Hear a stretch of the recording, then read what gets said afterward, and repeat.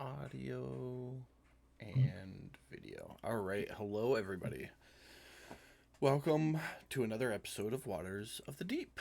A little recap.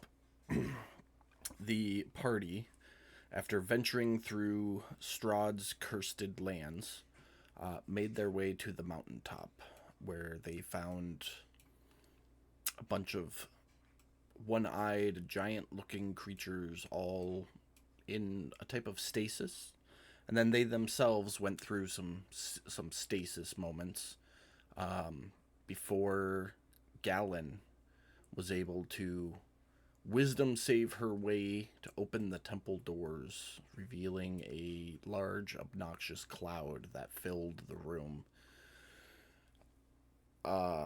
Galen was, excuse me, offered a choice: kill one, and the rest will be set free, and chose to sacrifice her own life for the sake of everybody else. After which, some life saving events took place to no avail. All these stasis creatures and players were released, and Otis told everybody to get out of the temple and decided to 1v1 the shadow creature. Speaking of which, I did the math after last week's episode. If you had taken 2 more points of damage when that roof collapsed, Brad, it would have been an insta kill for Otis. So you were that close. Fun fact, though. Yeah, and then there was mourning moments. Everybody's over Galen's body, thinking last desperate attempts. Silt, you had overheard bits and pieces of conversation from the, I'm just going to start calling them Cyclopses because we all know that's what they are. The players don't know that's what they are called. They just think they're giants with one eyes, but they're Cyclopses. So, Does Pan know? No, Pan does not. Okay. Cyclopses are exceedingly rare creatures, but they very much look like giants. Yeah. So, Yeah. but Say I didn't think that was probably something he'd come across. yeah, no. Silt, you had overheard them talking bits and pieces of how did the shadow get there? How is it so strong? What do we have to do to prevent it from coming back? We need to fix the temple, but the temple's now cursed. We need to re-sanctify it, basically. Just those bits and pieces, kind of listening back and forth. And that's where we left off, with the party still mourning over Galen's body. You guys did get a level up, so some of you may have some new abilities or events you would like to try, but we will pick up right there in the morning phase.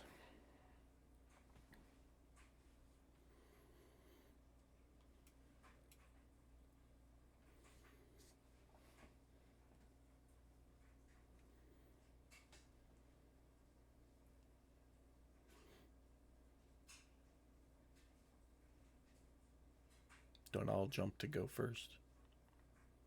I'm Katie asked the question in the group chat. I'm trying to see if I can One other thing, help her. Pan.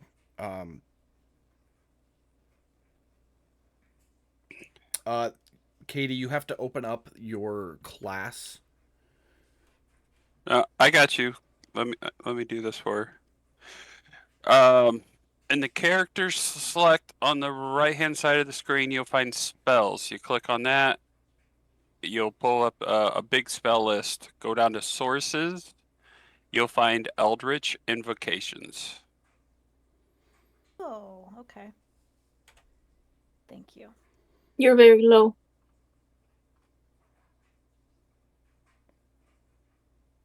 Make sure you set the version. No, you can't use that. That's spells as a result of invocations. So Katie, if you click classes under the character, Mm-hmm.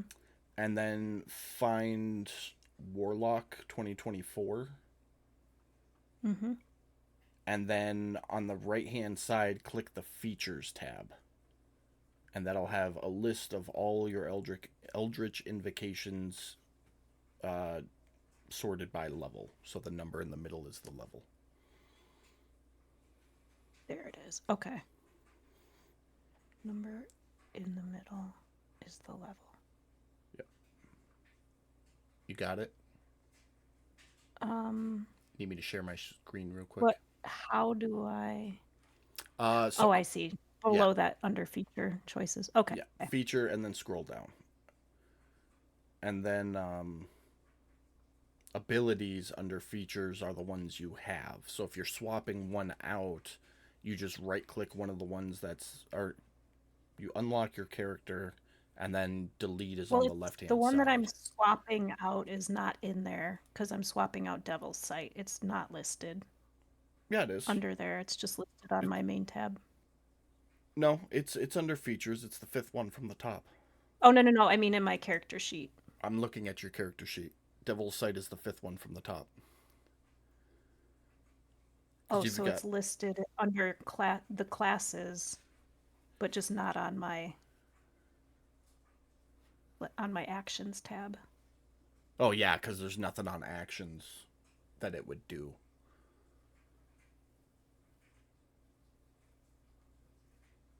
Okay, so how do I...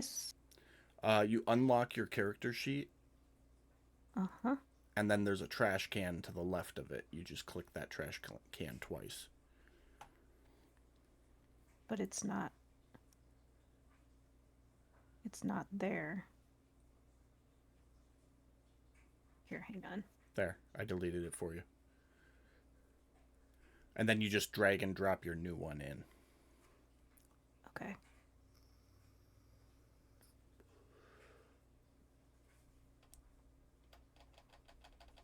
Oop. That one. And I got rid of your Devil's Sight under your senses. So.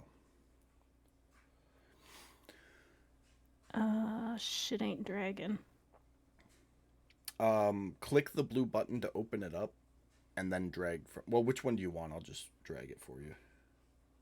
I want Eldritch Spear. Eldritch Spear. Okay. 5. And then...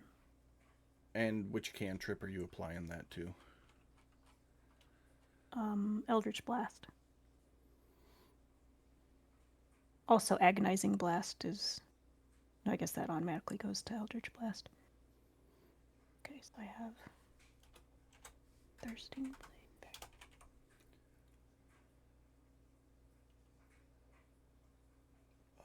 Number of feet equal to 30 times increases. Okay, so 30 It's times like 4 300. is 120, so it effectively doubles the range. 120 feet. Plus 120 Shouldn't feet. it be... No, it should be 200, because I'm 7. 7 times 30 is... Oh, Warlock level. Sorry, I was looking at your Charisma modifier. So, plus 210 then. So that's 330 feet. Am I missing one? I don't know. How many are you supposed to have? You're a level 7 Warlock. You're supposed to have 6 invocations. 1, no, 2, lessons of 3, the first. Okay, 5, 6. yep. No, I Yep, got you it. got 6. Lessons of the old first ones isn't listed there either, which is fine because it's just... It's under... feet. They all list under abilities. They only show up on your actions tab if there's like an actual action actionable. associated with it. So, Okay. all right, I think. Oh, is that where you were telling me to delete them from? Was Yeah. abilities? Yeah. Gotcha. Nope. Yep. Okay. Got it. So, We are all good now. okay. So yeah, back to role playing. Anybody have anything here in this moment? I want to go back inside and finish with these people. Okay. Whoa. Sorry. I'm still waiting for Odess to tell him. Okay. Thing. Katie is super quiet to me. Yeah, you are kind of quiet, Sorry. Katie. Sorry, I'm gonna be out of commission for just a second because I'm still trying to get my stuff loaded up. Okay. Did you have better. something? Because we'll just go inside and come back to you. No, I don't have anything at the moment. Sorry. Okay. So Silt, you had something for Odess? Yeah, I was just gonna tell him after he was done doing his thing. I'm not interrupting, but I'd tell him that they need a cleric of Poseidon to purify the temple.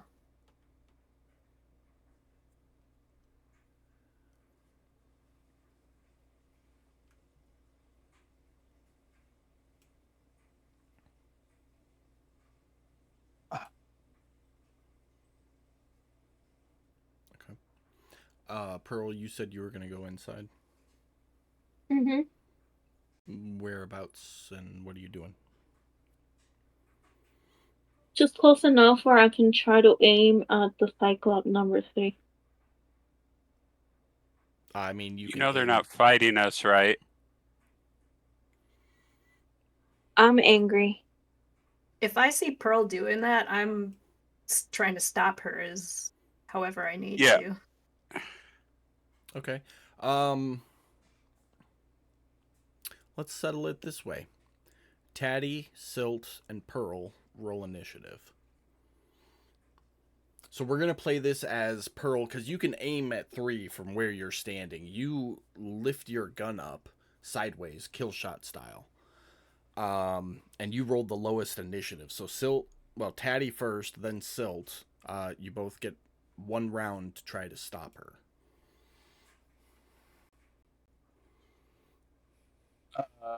Yeah. So yeah, if I see her taking aim on the Cyclops, I'm gonna, rush over in front of her.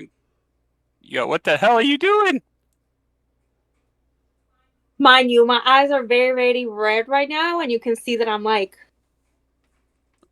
I just need to kill something, and you can see that in my face. Like, my face is just very, like, I'm very dangerous right now. Just, like, yeah. Go find a bird. Go a worm, something. Not those guys. Those are the guys we've been trekking all this way to come find. Pearl's gonna go, and she's gonna, like, just stab to, like, the ground. Like, just really hard. Just, like, try to hit the ground with my weapon. So you're kind of going to take a walk sort of thing? No, I'm actually going with the weapon, and as he's saying that to me, Taddy, I'm, like, trying to, like, with all my force in the world, try to, like, stab or hit the ground. Okay.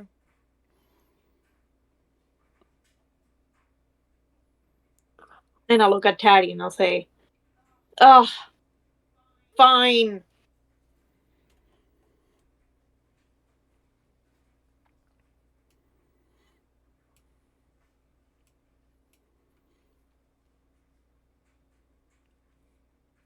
What's everyone else doing? Anyone else doing? Yeah. Pan is just crying and wailing and screaming inconsolably, just having the most existential crisis of his life. I'll go over and give Pan a hug. He's got like the red eyes and the snot running down his chin, and it just he's not in a healthy place right now. Teddy's gonna look at the group and say, "Well, guys, can we?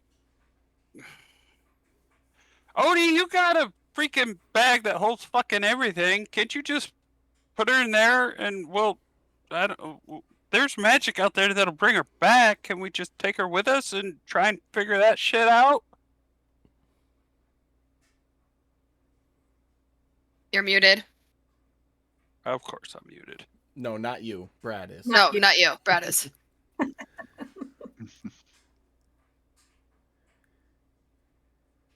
And then Mike muted himself, thinking. I did. I fucking did. I'm sorry. I completely missed all of that conversation. Oh, great. You know it takes So the- effort to put feeling into all that, and it's spur of the moment shit. Okay, here we go. I'll try it again. Okay, well, I'll give you guys fair warning. I was out of commission. I said, Odie, you got a fucking bag that'll hold everything. Can't we just like put her in the bag and figure this shit out later? Cause like, I know there's ways to bring her back. We just don't have it here.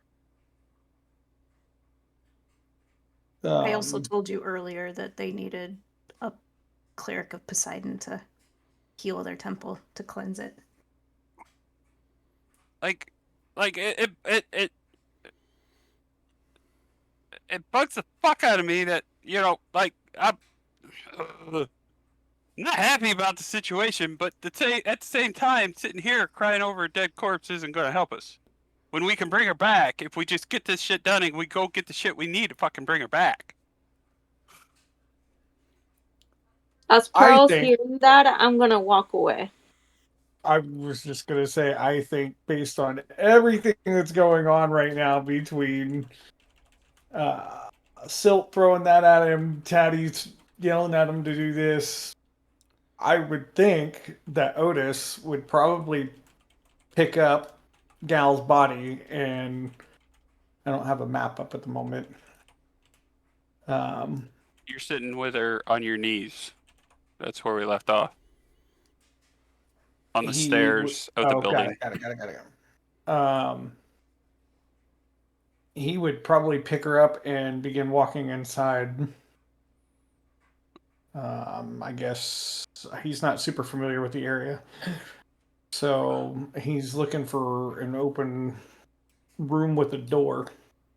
Yeah, it's all really open. You get to about here, carrying Galen's body, and the Cyclops all kind of stop and look at you, and the Oracle, who's clearly dressed much better, starts speaking in Giant, essentially, which you don't understand, but Silt does. And Silt, they ask exactly what I just whispered to you, just directly instead of theoretically.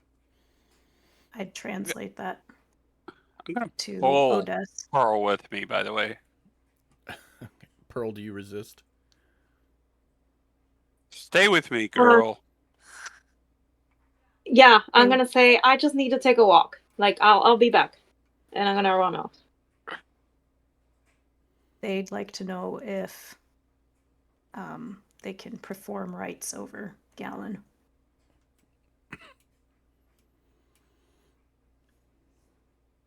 They want to perform rites over Galen.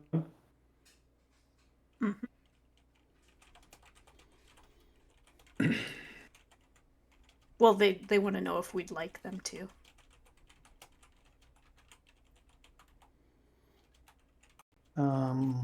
Fuck. Sorry, I have one too many pages open here. I'm gonna go spell cells. I gotta They open would that. like to bless Ignore your that. sacrifice and soul.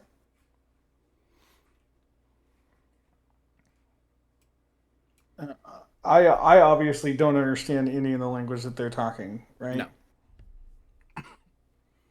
Nope, none of you speak Giant. The only reason Katie understands it is because she has comprehend languages up.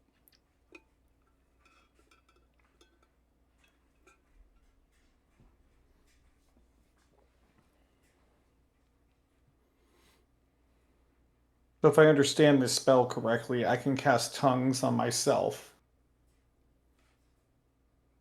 Yeah. To understand them. Yeah, if you want to speak directly to them.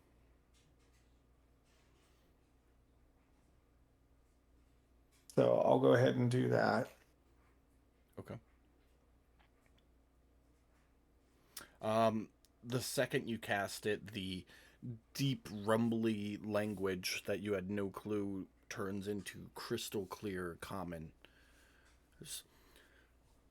We are the protectors of Poseidon's temples, his children, in fact.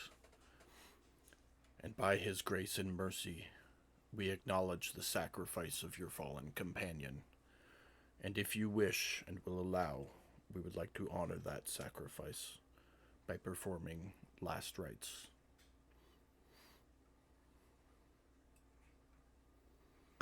Otis is going to say something back. I don't know how you want me to because I would prefer to send it where only the DM and Silk can hear it. I don't know if that's possible. You can whisper it to us. You just have to do them individually. Separately? Okay. I will send that right now. Okay. So give me 1 second. I'm going to send it to you first.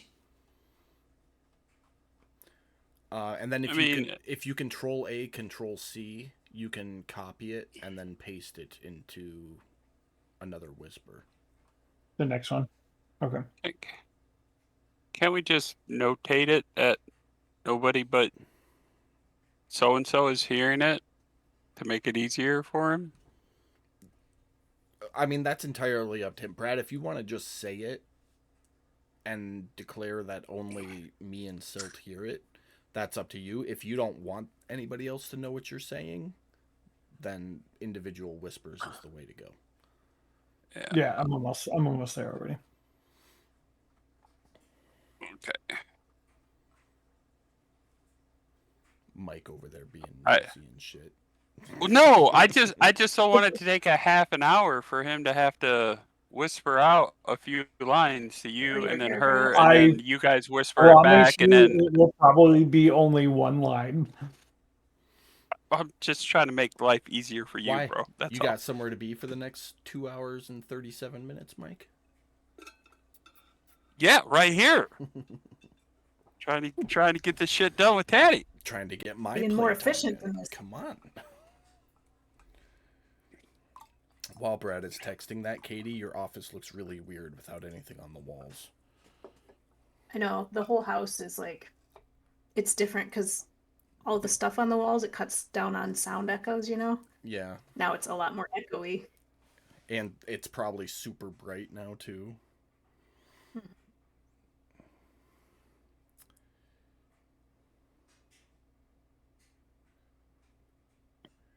And that would have been pretty loud with thaumaturgy. Wow. So the 4 sentries will kind of bow their heads and respectfully, reverently acknowledge what you're saying and back away. The Oracle will calmly speak to you, I guess is the best way to describe. Like, she's not trying to push your buttons, if that makes sense. I get it. And she just says, we know. We failed. We don't know what happened. We don't know how it happened. We don't know what that thing was. One moment it was gone, and the next it was here. All we can do now is continue to live in Poseidon's grace and by his virtues.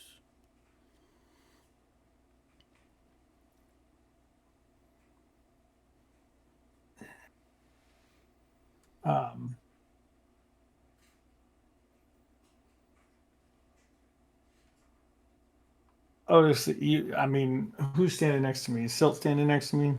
Yeah, sort of behind you a little bit. I should pull up the map here. I don't know if they can see my face, but you could, even though the Oracle's being nice, like Otis's face is not. It's probably the angriest you've seen him Dude, is in a this while, if not ever. And he's going to, you can kind of see his lip kind of twitching, like he's about to say something, but doesn't. And then he's going to demand a room from them. Poseidon welcomes all into his embrace. From whence we all came from the sea, so too shall we return to it. Make use of whatever space you need. And they all kind of step to the side to give you whatever space you require. Yes, Otis will go in and he'll find some kind of room, because I figure, if I remember right, this room is still pretty fucked up. And That room is covered with the ceiling. None of the rooms in this temple have fully intact walls or doors, so there's no complete privacy. The most secluded point would probably be over here, like back behind this wall somewhere. you know what? I should ask this. There's enough. Let me double check one thing. Of course, it didn't add it. Why the fuck did it not add it? I don't think I clicked the correct button.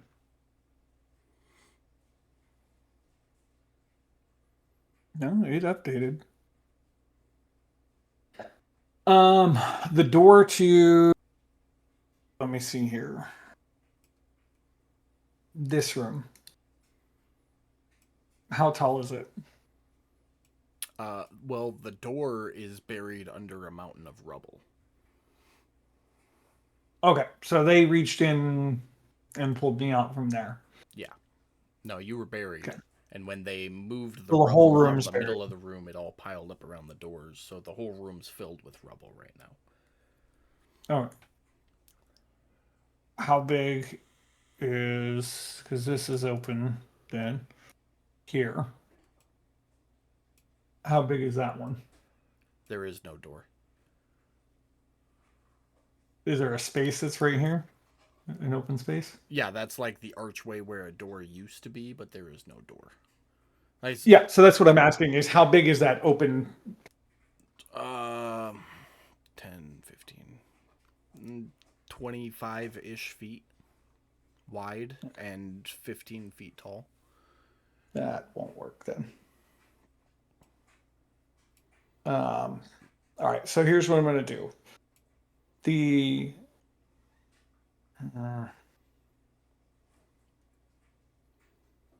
Yeah, he'll come in here, and I'm assuming that this is a fireplace or something, it looks like. It used to be. Ish. Yeah. He will start gathering if there's wood in the room, which it looks like there's like a wooden table or something. Yeah, there's old scraps of wood just about everywhere. He will set Gal's body down next to the fire, like right in this area here, and start gathering wood and start putting it in there to start a fire. And once he has enough, he'll use his, I believe he has something in his inventory to start a fire. Yeah. And that's what he'll be doing for the next few minutes. Okay. What's everyone else doing in that few minutes?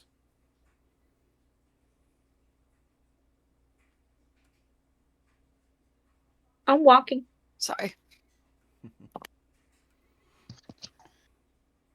Oh, I'm wiping off my face while I'm still kind of hiccuping and sniffling. I need a half a second, guys. Role play amongst yourselves. Okay.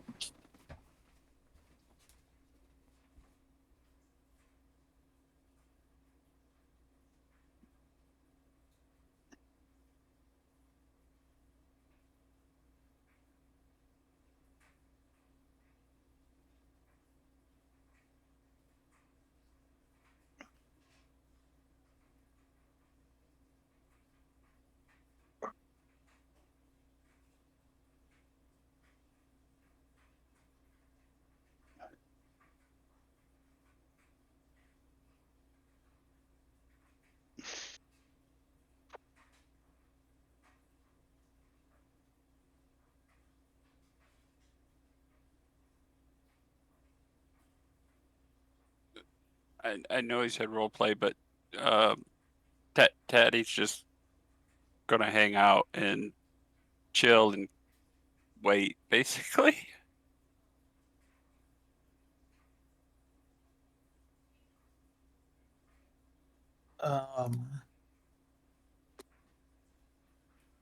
So as Otis is making the fire and everything else, he will. Let me make sure it's in my bag. I'm pretty sure it is. Sorry about that. Keep going. He's gonna pull out a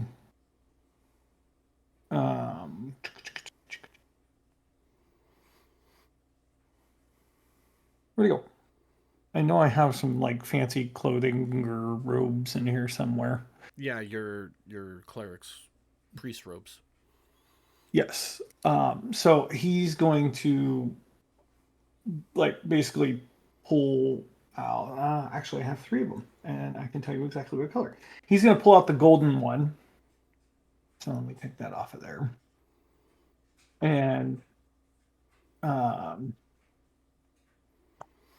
basically wrap Gal in this vestment in the cloth. And then he's going to begin to pray over her.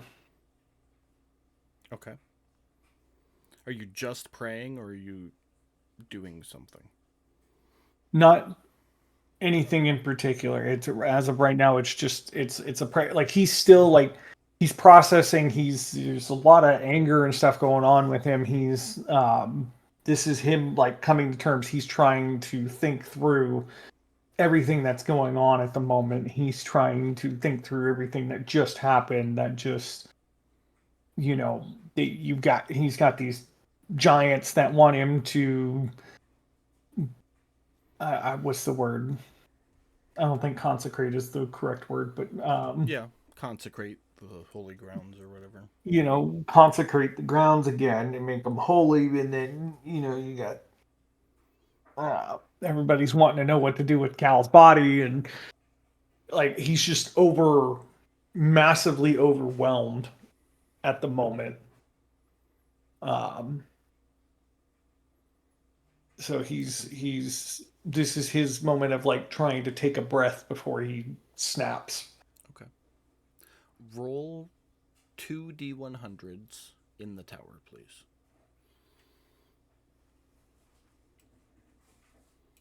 I think these are D100s, so we'll find out. Yep, that works. That looks like him. Okay. Beautiful. How long do you plan on praying for?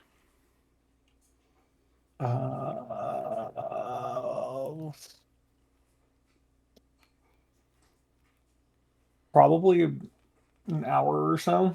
Like it's a calming moment for him. Okay. We'll make it 30 minutes. 30 minutes to an hour. So the rest of you watch Odes go into this room, set up a fire, put on his vestments, that's the word we were looking for, and begin praying. You all kind of sit and watch for a moment. And then from behind you, coming up the hill, you hear Pearl's voice. Hey guys, look what I found! I don't sound like that. You kind of do. And you see Pearl walking back up the slope towards the temple with Becca. Would you please describe what they see? Sure. You're going to see a raven with a blue hood carrying a flute in the kind of like red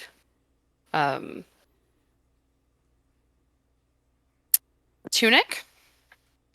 It's kind of longish and the ends kind of like flare out into like a skirt with longish sleeves.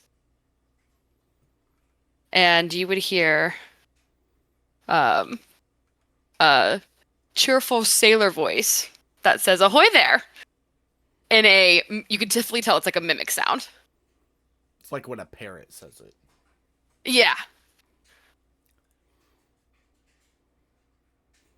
Okay. If you grew up on Haven, or if your name is Panawar Chivalry, you would recognize that this is a Kenku. Oh, I would know what it is too, since I disguised myself as one once, I suppose. Yep. Did you? I don't remember. Yes, I did. she did.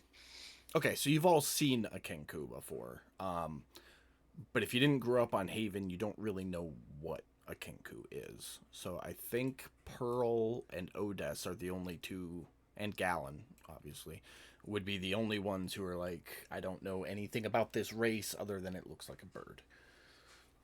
So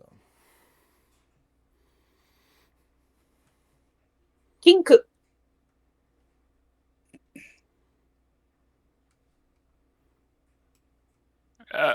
Okay.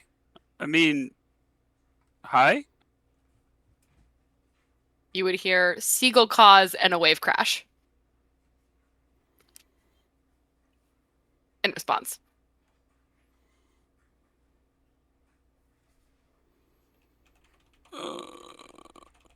Okay. And So I'm gonna give Taddy like a look like you could be more friendly. Like I'm giving him that look like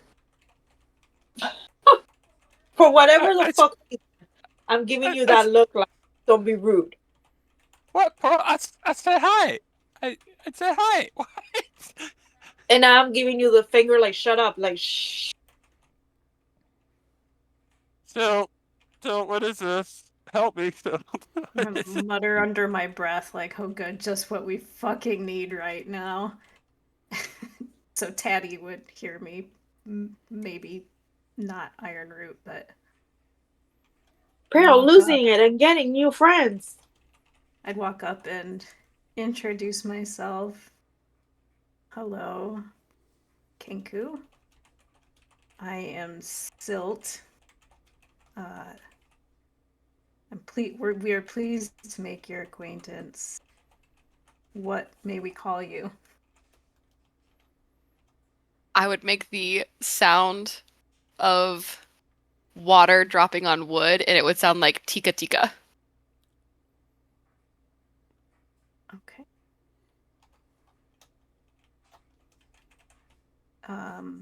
Then I would go on to explain that we have just finished defeating a very powerful foe and are grieving the loss of a good friend. You could even say family member. And I'd apologize for our, collective demeanor, but hopefully Tika Tika can understand.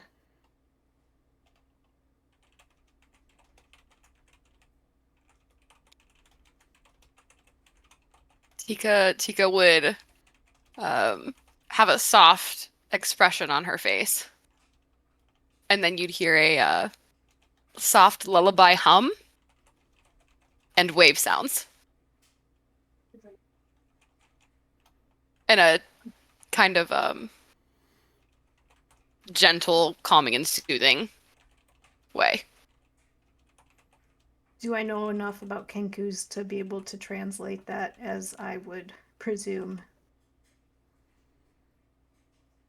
above table? Until you guys spend some time with this Kenku and learn how to interpret how it speaks or mimics or correlates information, I am going to call for an insight check.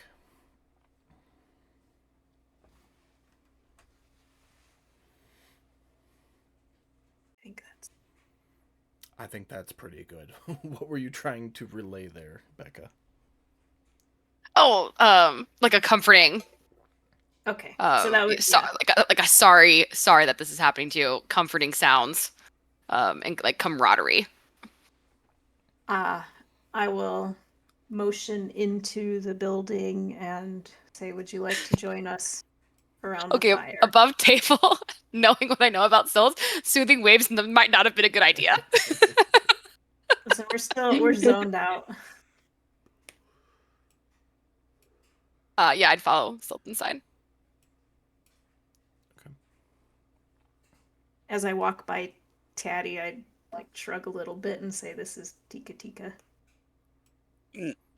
Oh, okay. Okay. Tika Tika would mimic Tatty and say, "Okay, okay." One nat one away from this being lunchy lunch. Sorry, I had to do it. Pearl hasn't thought about that yet. Mhm. Don't give her idea. Dad's gonna meet Pearl. I'm assuming it is Tika following Silt. Yeah, I think so. Move your Okay. tokens where you wish. Okay, Silt went in. That's why I'm asking. Yeah. Okay, so I'm gonna look at Pearl after Tika and Silt walk away, and I'm gonna be like, Pearl, you said you wanted to go find something to kill, and you came back with a giant bird that's making weird sounds. What's what's going on? So I was walking. Very bizarre. So I start thinking to myself of all the things that I could have done to save Galen. And then I'm mad at myself and I'm talking to myself. And then she Tika, it's there. And she starts moving her hands and she starts like acting like me. And just something about her was just so mesmerizing that I was like, okay. And I don't know. And she started following me and she's here. Oh, okay. Okay. So are you good now? Are you not going to kill the giants that are supposed to help us? I'm good. I just Okay. needed that prep walk. Good. Did- Awesome. Did Pearl just admit to being a giant narcissist that as soon as the bird started acting like her, she immediately felt comfortable and loved? Yes. Yeah, sounds So like it. many birds. Or- Yes. Fair enough. Yeah. Okay. Well, let's go join the group and see if we can't figure out what the hell's going on and maybe get back to what we were supposed to be doing. Yeah. What do you think? Yes. Let's go. Let's go do that. All right. So yeah, I'm gonna start heading in, and hopefully Pearl walks with me. And Yeah. Dan, I'm you following. coming? Yeah. Coming, little buddy. While you were all distracted by the new friend, Ironroot disappeared again. As is Of his course wont. he did. As is his way. Yeah. Becca, let me know if this affects you in any way. Yep, it did. Yeah, Sorry. sure did. Sorry. okay. No, it's okay. I didn't do it on purpose, I promise. No, it's okay. And Tika died. Got it. No, Tika Tika, I'll be right back. That was quick. Yeah. Such a good, that was quick really friendship. I was trying to take freaking Ironroot off the tracker, the player tracker, and I was logged in. Yep. it didn't work. I will take possession of Ironroot back though, so he doesn't show up anymore. Yeah, so you all head inside, and Silt is speaking this giant language.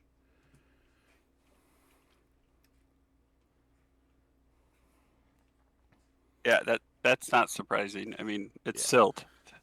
So So Katie will continue the conversation. I was just getting the ball rolling while they were doing their thing outside. They will respond to that with, "Yes, most clerics of Poseidon are like that. Do you think he will?" I didn't say aid anything us? bad about you, Odes. I have I sound a never seen truther. him. What? I'm Oh, just kidding. You would have heard. I'm what she- just kidding. You would have heard what she said, Brad. She said that you're a cleric of Poseidon. You're grieving, and you're tempestuous, which is Which is- actually a word I don't know. Well, it's like it's perfect because Poseidon and Tempest, and Characterized by strong and turbulent or conflicting emotion. That is a really good word. I'd answer them that I've never seen him this upset.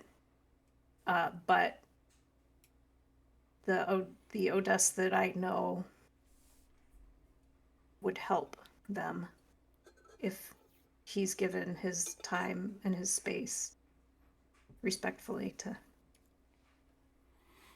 grieve. Understood. Time and space when mourning is important. So, hey, still. Oh, go ahead. All I can do for now is maybe figure out what that thing was, why it came here.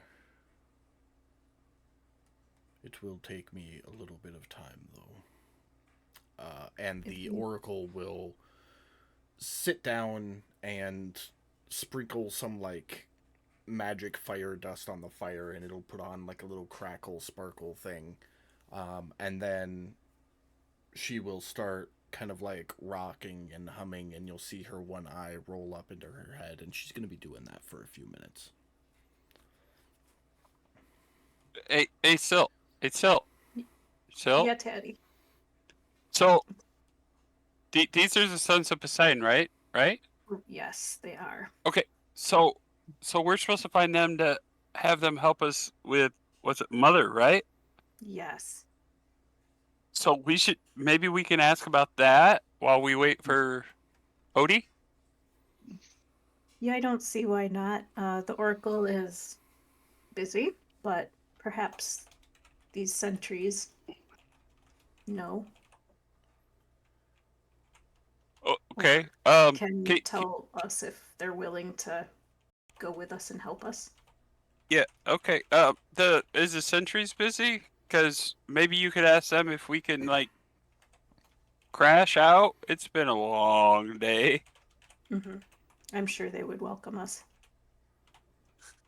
I don't want them mad at me because I go and find a spot, you know. That's understandable. I can tell you that they seem like pretty reasonable folks so far. So, what are the sentries doing there, GM? Observing, licking their wounds. Basically just waiting. It's clear they're not the thinkers of the group. Okay. Hey, big guy, you cool with me going and finding a spot to crash out? You ain't gonna smash me if I walk away, are you? Looks at you and then looks over at you, Silt. And I would say, my party, we are like you. We could use some rest. May we use some of your space to rest? Right. Hospitality. Make yourselves comfortable. And then he just steps over you, Silt, and lumbers back here. Okay. I would say to Taddy, yep, we are welcome. Make yourself at home. I think the conversation about helping with Mother is one to wait for the Oracle. Oh, okay. So, I'm gonna put this movement in, but before I actually move, I'm gonna look at the rest of the group and go, I'm gonna go find a corner and just crash out, because apparently we're doing the waiting thing. So, it's been a long day. Yeah, I mean, y'all do what you're going to do, but we'll go get some rest. And yeah, I'm going to wander off to that corner because it looked like it's not cluttered with stuff. And yeah, this room was clearly an armory at one point. There's small bits of metal so far rusted that all that's left is the rust. Yeah, I think I can work with this. I got a bedroll.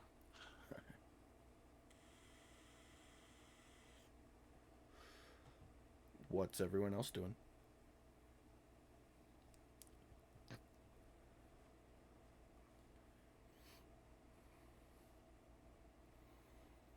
Okay, I'll be more specific. What's Pearl doing?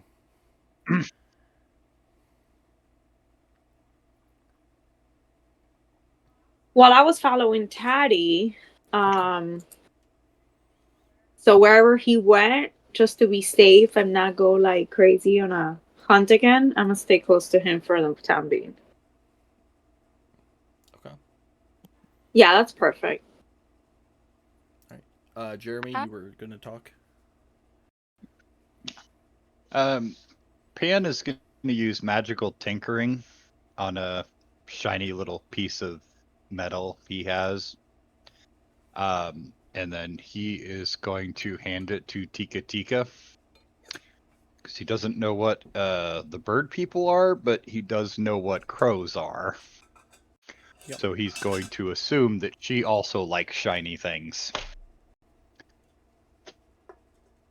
And then he's going to follow Taddy to go to sleep.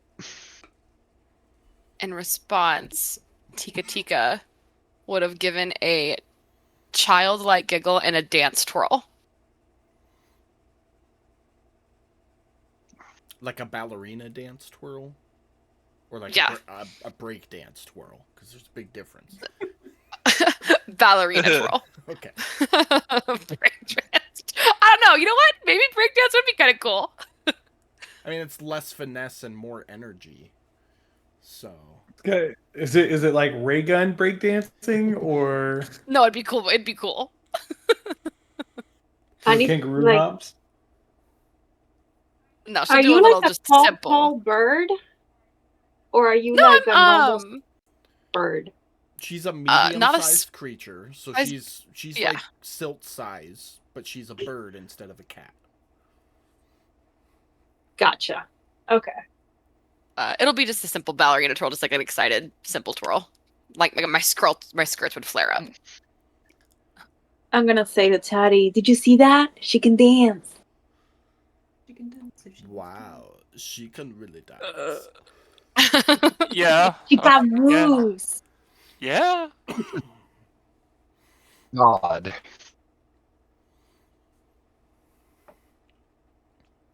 I'm gonna take control of him for just a second, Jeremy. Yeah, Sir smile. Waddles is gonna come over to you, Silt, and like nudge you in the back with your brother's unconscious body, and like hold him up on his flippers.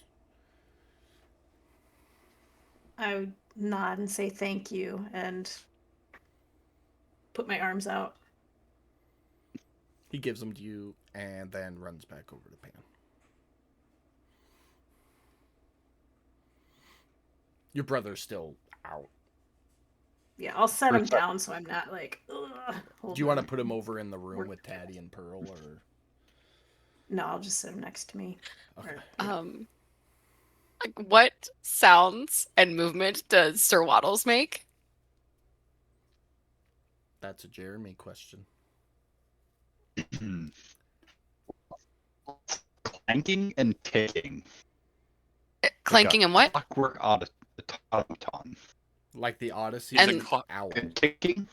Like clock. Okay. Yeah. And then Yes, that is how I picture him sounding. does he just waddle like a penguin?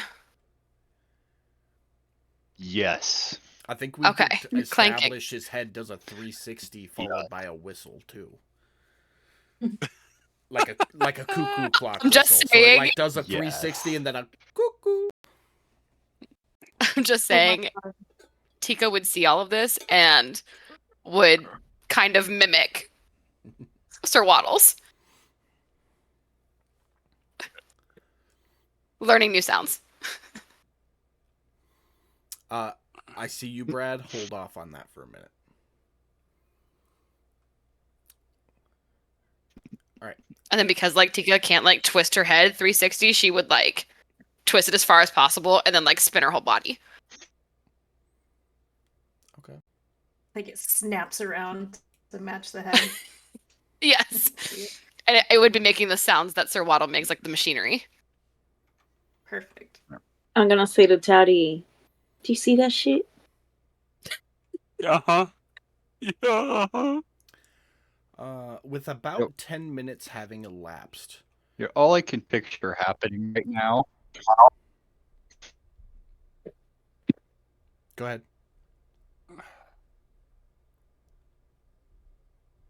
Let's see. We just say like all I can picture right, Sir Waddles and her getting into like one of those street performers, and all those weird things try to screw the other one up.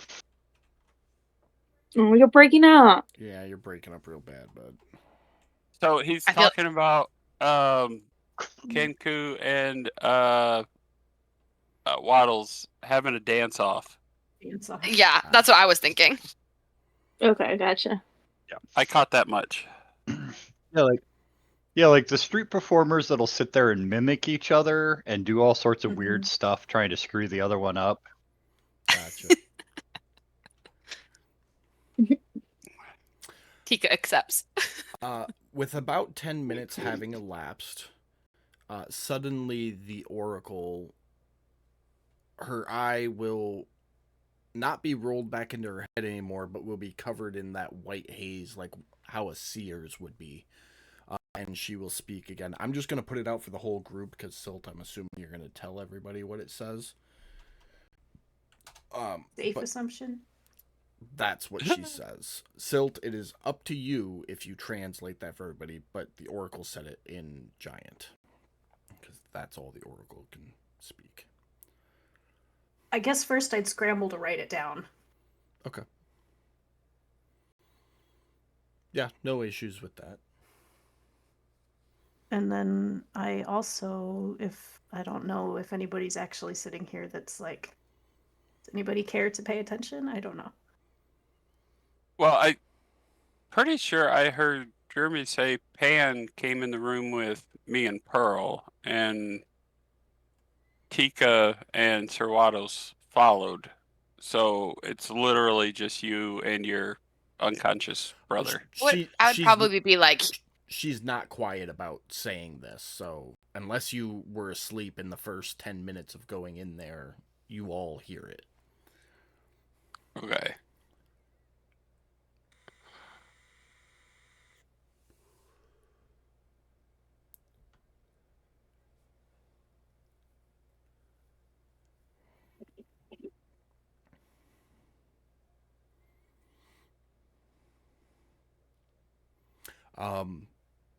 As she finishes reciting this, I guess, riddle, poem, whatever you want to call it, she kind of collapses backwards. Very much exhausted, very out of it. The 3 sentries that are there come up, and one of them has collected a little bit of water in a mushroom cap because all their bowls are gone, and pours a little water in her mouth. They're just kind of tending to her. This other sentry comes back with other mushroom caps, and inside of it is some kind of stew, maybe, question mark. But puts a big mushroom cap, I mean, probably a good 2 feet in diameter, down in the center of the room, and says something, which Silt, you understand. He said food. And then comes over to check on the Oracle. I'd say thank you. And Anna's after going to bust out bawling. when I get done reading over again what I wrote down, I'm going to look up, and is the Oracle like still recovering, able to converse? Yeah, after a minute, she's sitting up. She's clearly very exhausted, very tired. That drained a lot out of her. But she's upright, at the very least. I'll look at her and say, our foe is the same. This is the foe we seek. This is the foe that we have come to ask your assistance against. If that is the case, then the foe is gone. This is the legend of the shadow that has haunted this temple for unknown time. I will look at her. Say, Make an Arcana check for me, Sil.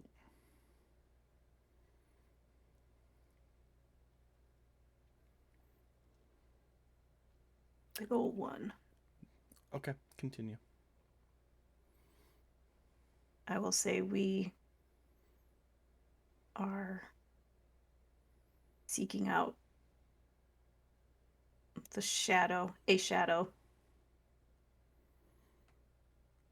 of the deep. It clearly was not this shadow. We are high up, not deep down. I believe we have different shadows. I'll just have a thoughtful, perhaps. This would be about the moment when that 30 minutes is up, Odes, and you would step out of your little room.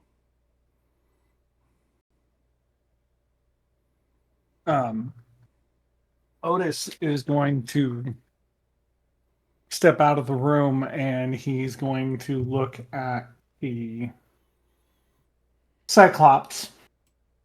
And the only thing he's going to say is, bring me all of your incense that you have. And as soon as he says that, he's just going to turn back towards Gallon and wait. The Oracle will look at two of the sentries and say, go. And the sentries are both going to go barreling down the walkway, disappearing out of sight. When he hears them leave, the other two, or he'll look over and see the other two, and he'll call out to have or demand that the rubble be moved from the I don't know what you call that. The temple room. It's the temple room. The shrine. We'll call it the shrine. That works. Perfect. The shrine. The Oracle will look at them and do as he requests. And you guys will immediately start hearing construction noises, to include the beeps of them backing up. Not really. So, DM, just to be clear, above table, he's just asking for the rubble to be pulled out. That's it. Yeah. All right.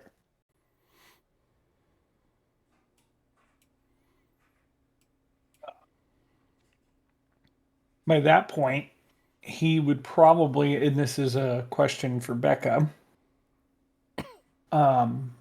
he would look over Gal and see if, and I'm pretty sure if I remember correctly, Gal has a seashell or something that she had been wearing or something like that. He knows, if I remember correctly, and correct me if I'm wrong, I think Gal told him that there was a family necklace that she had at one point.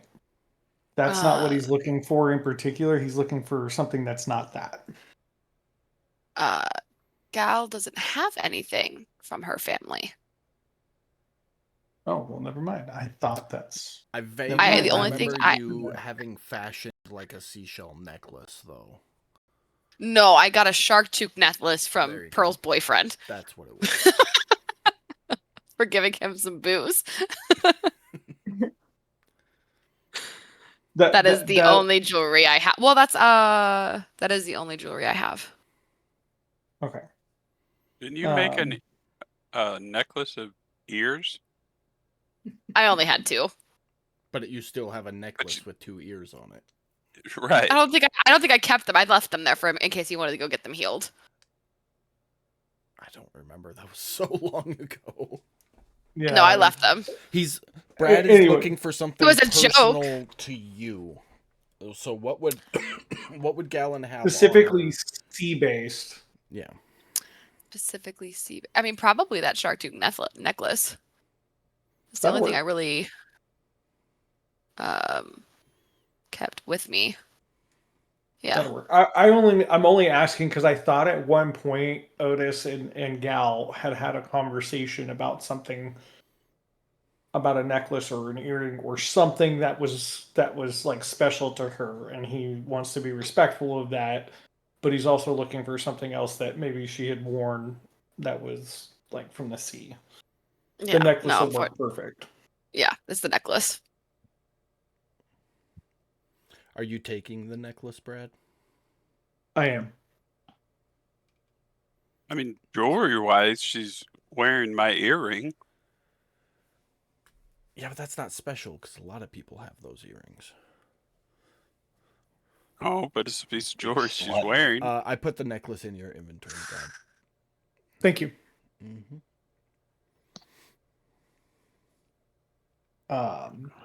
I think in the meantime, and if there's somebody from our group that would help with that, because Taddy does bring up a good point. He would probably start collecting and organizing Gal's things, like in her, like put them in her bag and stuff like that. Yeah. Kind of like a last rites preparation kind of thing. Okay.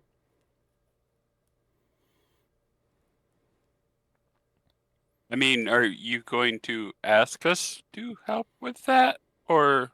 So Nobody's the door, there's a approaching you right now. no, Right. I know they're not, but there's well, I guess what I'm trying to say is above table there's a giant open door, and he's not giving off the exact, like if you were to look in there by chance, he's not giving off the vibe that he wouldn't I think it's a accept help very. from you guys, if that makes sense. Mom's been I get- yelling at all morning, so we are avoiding all contact to include And that's include fair, eye too. contact right now. I mean, Yeah, Tika that's Tika would fair, go too. though. I mean, I'm getting what you're laying down, bro. But at the same time, No, I get it. I get it. You guys play it however you want to play it. I'm just letting you know the vibe he's giving off at the moment. Okay, so above table, I can tell you that Taddy would love to join you with that situation. I'm sure the rest of the group would love to join you in that situation. But the way you left the group and went to that room without us and her in tow, we're assuming that you want space. So unless you speak up, ain't nobody going to come bug you. Not to mention you Above just 1v1 table. to big baddies, so Yeah. I'm just saying that No, Otis no. has not snapped at any of you guys. He has snapped at the Cyclops. Yeah. But you're If- obviously in a when bad the mood, went Cyclops- through some shit, and want your space. Fair. Again, you I'm guys play it watching. however you want. I'm just throwing out whatever vibe he's giving off. You guys do with it what you want. I'm keeping an eye on what's going on because, like, now this new Kenku's rolling up on there, so I'm like, I mean, Tika would have seen, Yeah. like, would have heard him, and then kind of looked at you guys and kind of picked up on the vibe and was like, I mean, I'll go. And then I'd walk over there and kind of like bird tilt head and look at Odess. I'm gonna nudge Pearl. Pearl. you guys can't that- see him. I can't see him. No, you can. They can't Okay, in that gotcha. room. yeah, because there's I'm gonna- a wall right there. Yeah, I'm gonna nudge Pearl and go, Pearl. That bird's doing something. That bird's doing something over there by Odie. We should probably go. Yeah, I'll let's look go. over and Let's say, go. Look, I got it if you guys want to rest. Well, no, because I know Odie, and no. Let's go. Let's go. I don't Yeah. know. I trust it. So you both kind of come over and stop Tika right before she makes her way into that room. Like whoa. And looking in, Silt, you would see it too. And Pan, I know Jeremy, you were gonna say something, but burst in tears and go running into the room, being reminded of into the room Oh. with Gallon, Jeremy. Yeah. Okay. So yep. Oh, Pan so goes. that was before. Pan goes running into the room right up to Galen's body, sobbing. Sir Waddle's in tow. And you all see Otis there kind of gently packing up Galen's stuff. Not in a we're going on a trip in our favorite rocket ship sort of way, but in a nobody needs this anymore sort of way.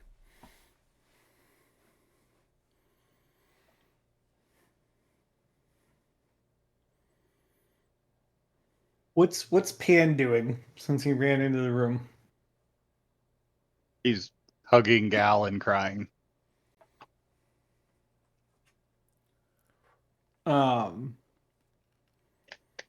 Seeing that, Otis would.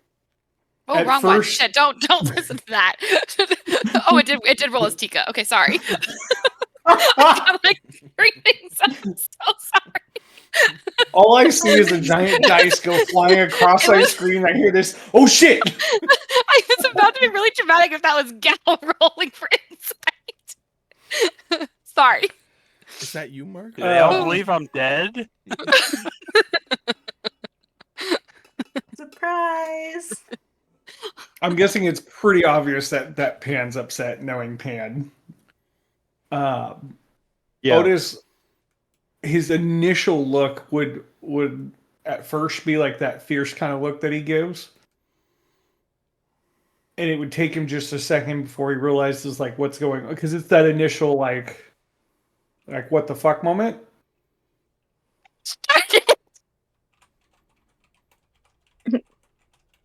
Baby, you got to right click on the tower and hit Whisper GM.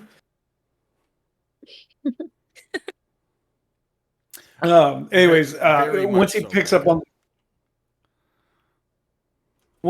up on the vibe from Pan, he would lay his hand on Pan's shoulder, and he's not going to do anything. It's just going to be one of those comforting moments of like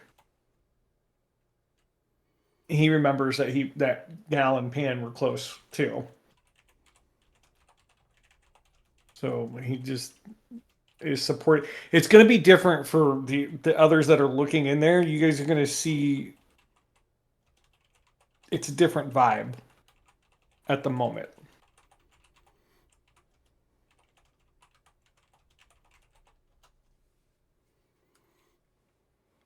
Nobody loved mushrooms like my sister. Okay. I know, little buddy. Even when she would get high on them. Those were the best kind. He's going to pat Pan's back.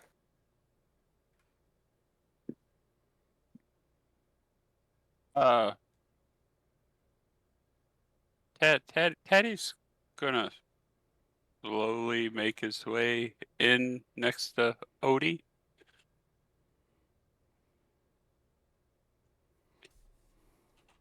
And just stand next to him and go, hi buddy.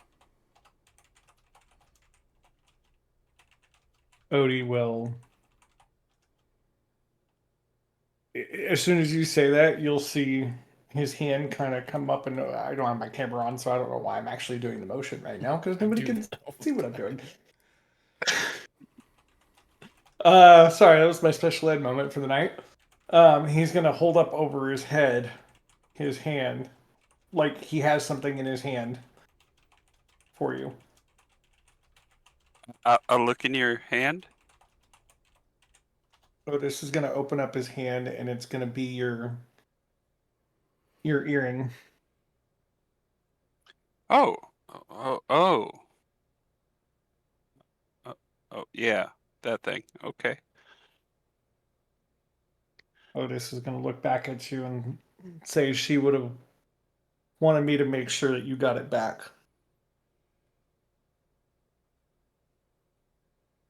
Oh, yeah. Oh, okay.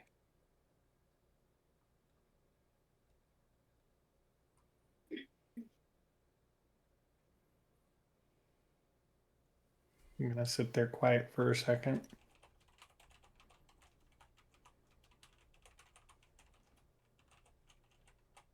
And he's gonna look over. And he's gonna look at Pearl and Silt. He'll kind of glance at Tika Tika, but he doesn't know who the fuck Tika Tika is. But Pearl and That's Silt fair. are standing next to him, and Silt's not trying to eat a bird. I'm just trying to keep an eye on Tika Tika because I don't know. He- And I'm trying to keep an eye on you. Well, Taddy got you, so I'm kind of just waiting for Taddy and kind of looking at Taddy if he sends me any weird signal. Otis is gonna motion for you guys to come in. Okay. So I go in.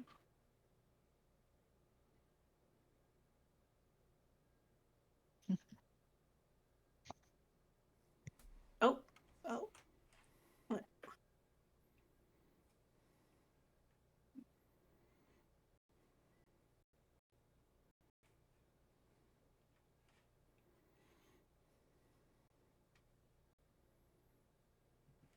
And I think at this moment, what would be happening would be like if you've ever been to like a memorial or like a celebration of life where it's like there were certain items that people were close with or had fond memories of or whatnot.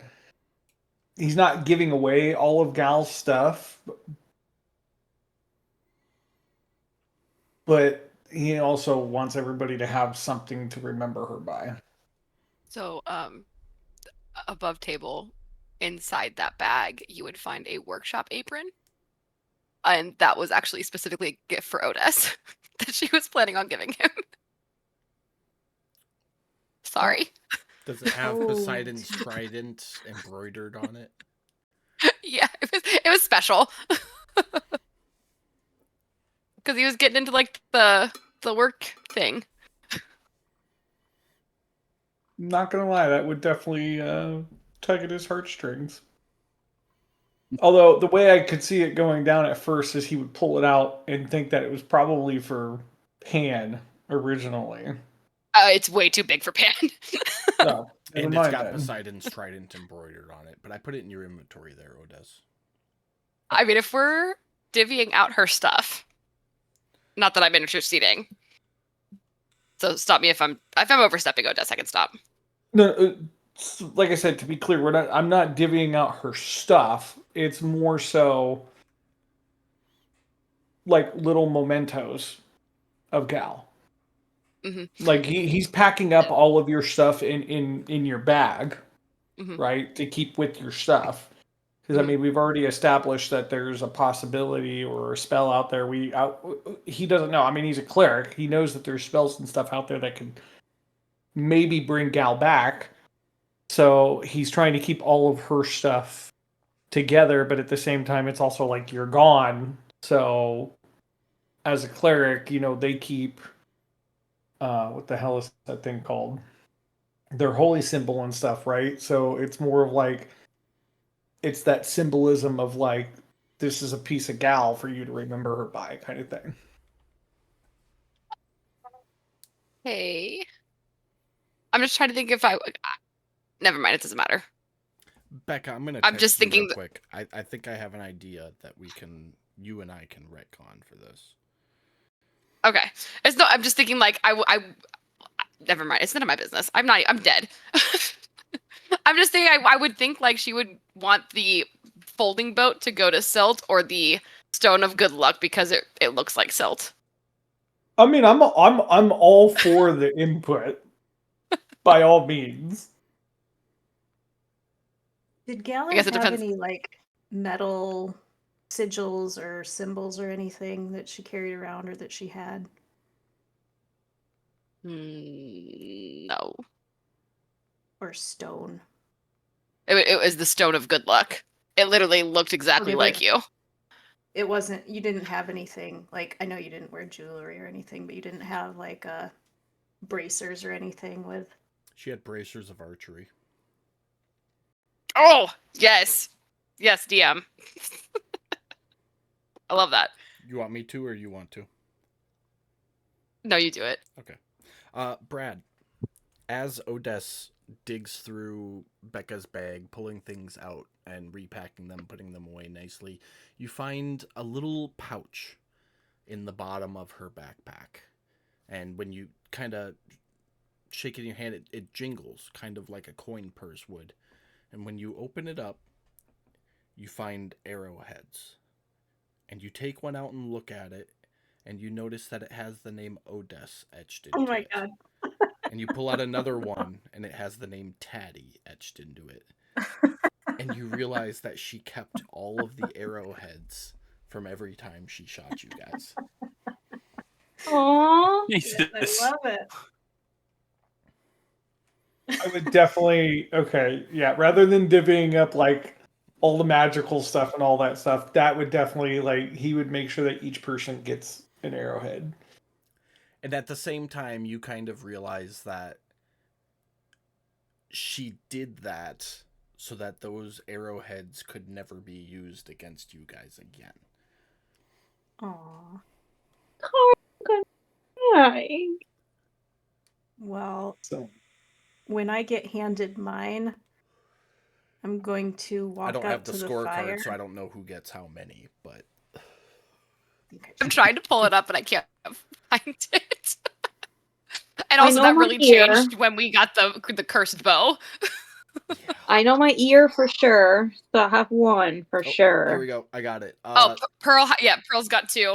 Pearl's got Otis 2. has 2. Taddy has 1. Yep. Silt had 2. Silt has 2. Mortimer got stabbed with it. So there's a dagger tip in there as well with Mortimer's name on it. The rest are all NPCs. oh, So So I'm gonna look at I forgot I Otis. shot the Prince of Eldrith. Pan doesn't have one. Oh, He was the no. only one I didn't hit.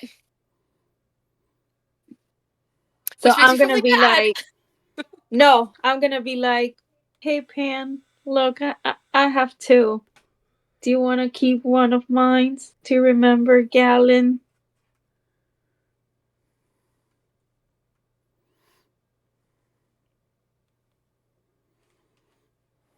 Pan, you can talk. It's okay. If not, I'll give you a second if you need more time. He needs more time. So then at this point, as Otis is giving that to me, I'm going to ask, like, Audie, do you think you could make me some type of ring with this so I can wear it like jewelry?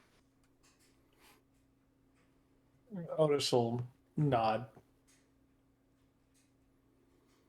Okay. Thank you. These arrowheads, do they have some type of hole in them there, boss? Not through them. No, they would. They would have a We small can make a hole through 'em. A small hole near where they connect to the arrow shaft, to put like a pin through so that it holds in place. Okay.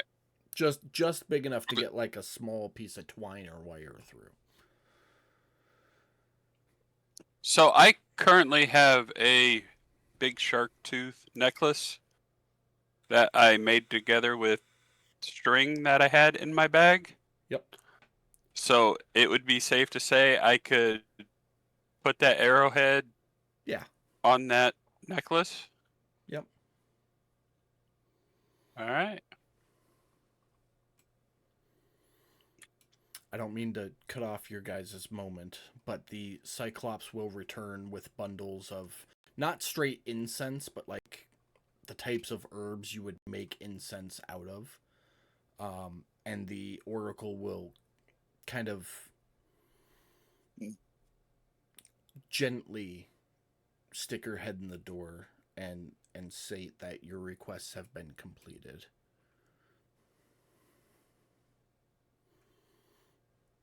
And then Otis will nod it. You guys hear me? Now we can. Now we Okay, can. now Okay. Yeah, it would have been hella funny if everybody just stayed silent for a second. Yeah. Pan would. Are these arrowheads metal? Yes, they are. Yeah, so Panel, he'd definitely take the one from Pearl and say thank you.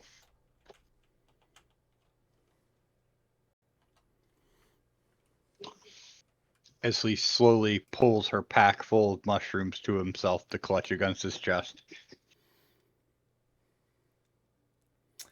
You have 16 Boletus mushrooms.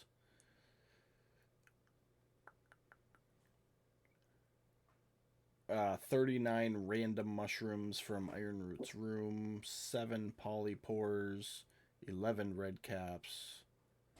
Just give yourself like 50 assorted mushrooms. Some of those are definitely hallucinogenic, so be careful when handling. Well, those are the Looks ones he's like, looking for. Looks like Sil put what she was planning on doing next to the fire in the group chat.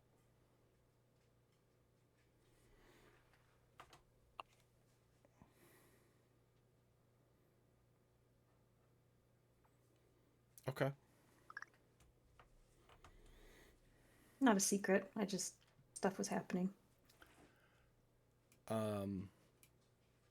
Odess, do you have anything narrative there, or do you just get up and leave the room?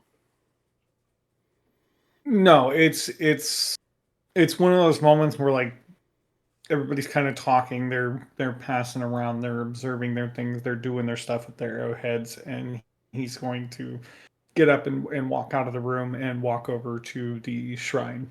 Okay. As you walk over there, the Oracle and the 4 sentries will kind of be lining the hallway.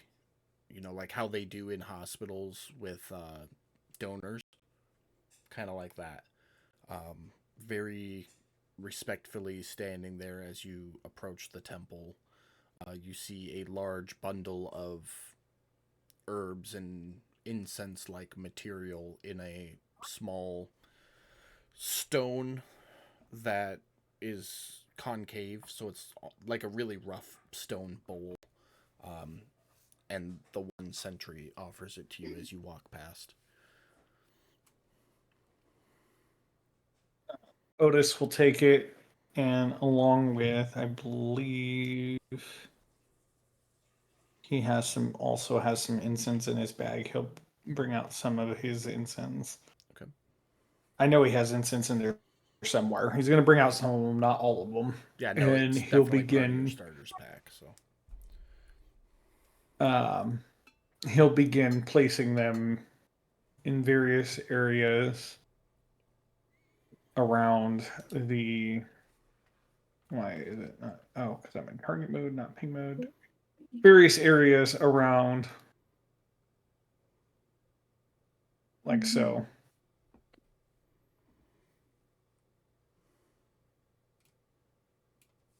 And then once they're placed, he's going to come to the door, and he's going to look at the oracle, wherever the oracle's at. the bottom one there. And he's going to tell the oracle that 2 of them are to stay at this door and nobody is to bother him for the next 24 hours, no matter what they hear. She will turn and make eye contact with 2 of the sentries, and then turn back to you and say, "By Poseidon's grace." And 2 of them will step up to stand guard.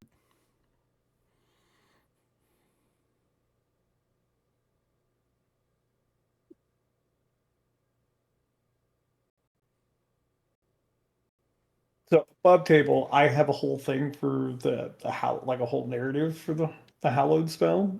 If you're willing, like it's a cinematic thing, kind of describing what's going on. If you're willing to hear it, if not, totally fine.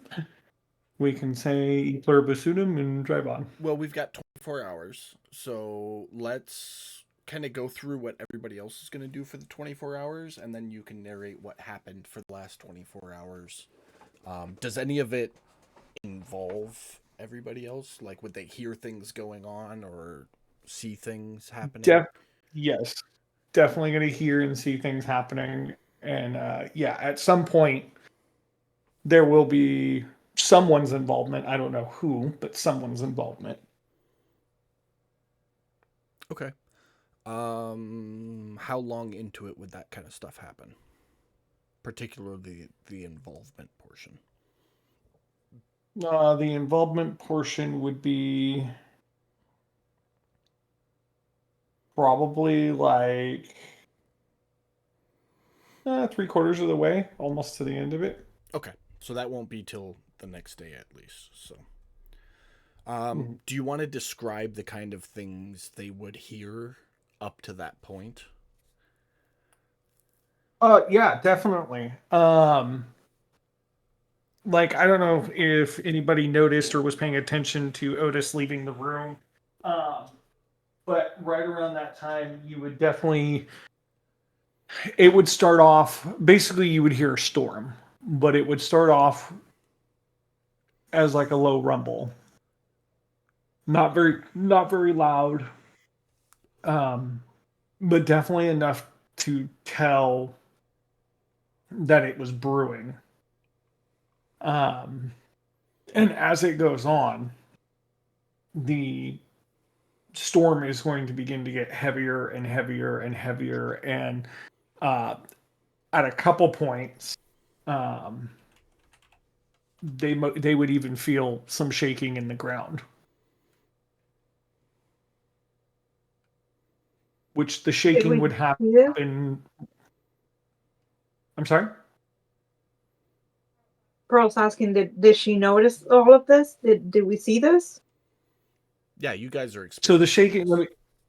Okay. Yeah. Okay. So let me clarify. The shaking would happen like right before the whole involvement thing would happen. Okay. Like it would be think of like a climax building kind of thing. So basically, for the next 18 hours, you guys are going to hear a storm brewing and raging within the shrine area. And then we'll get to the rest of it when we get to it. So, Okay. from this point to the next 18 hours, after Odess goes into the shrine, the two sentries kind of take up positions here and here to rest and kind of keep a lookout. The Oracle here is going to sit back down and start doing a chant again. What are you guys doing? The rest of you. After Odie leaves, Taddy's going to walk up to Gallon, put his arm around her, and whisper something in her ear, and then he's going to just leave the room and head back to his bedroll. Okay. And as he passes everybody, say, well, it's going to take him a while to cleanse that room. We should all get that rest we were talking about. And then, Can you whisper whatever you whispered to Gallon to back up, please? yeah, sure.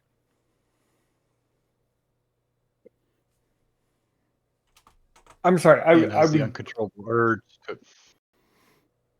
go ahead, Ben. Let's say Pan has almost an uncontrollable urge to run up, bang on the door, and start singing about building a snowman for some reason.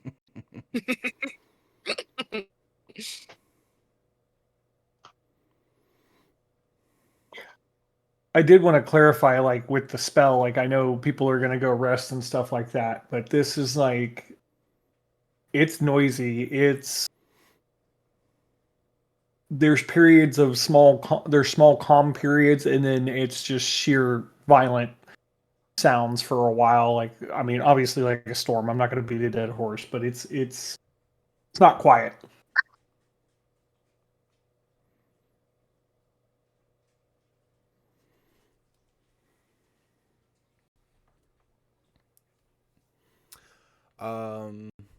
Pearl, Pan, what are you two doing?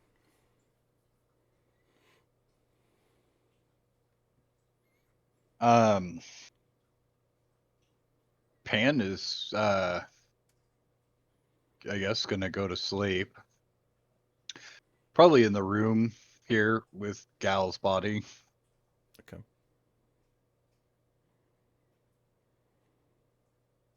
Pearl's gonna just keep an eye on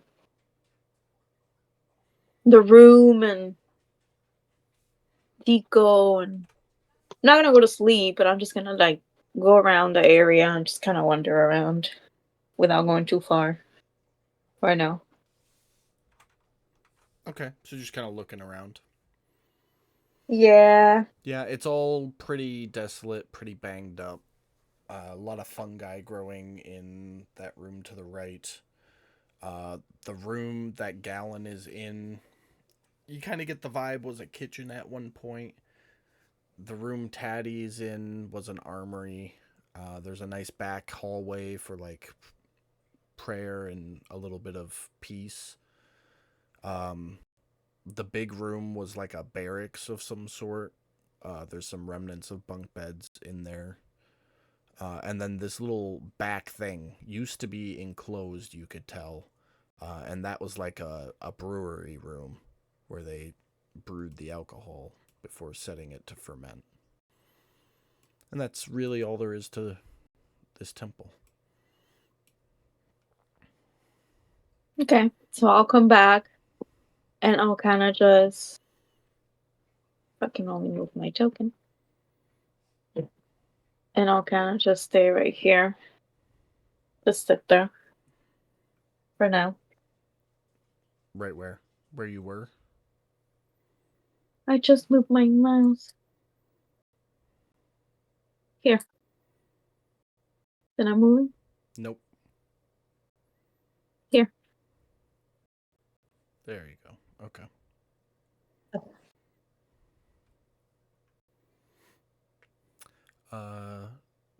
Katika, what are you up to?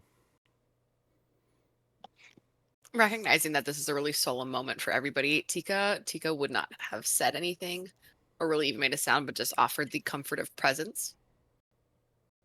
And once they kind of had their moment and split apart, she is going to take the watch, since she's probably recognizing that y'all are beat the fuck up. Pretty much. And she's going to put herself probably right here so that she can see the door and keep an eye on that shrine room. Okay. And Silt. I'm just sitting, listening to the oracle chant, watching what's going on, and having a conversation with Grand Tempest, but it's not important for anything that happens right now, so we can do that later. Yeah, just message me on Resting. Facebook and we'll do that throughout the week. Okay. About 10 minutes goes by, and the chant ends like it did last time. And she kind of stops rocking. Her eyes, now that you're watching it happen, her eye glazes over, and she leans over to you. And it's kind of like in Harry Potter, the third one, when they're up in the tower with what's-her-face, and she's fortune-telling. It's kind of like that. So it's like she's... Professor Trelawney. No, that was the herbology teacher, wasn't it? No, that's Professor Sprout. Okay, so yeah, Not to give away that I'm a Harry Potter nerd, but...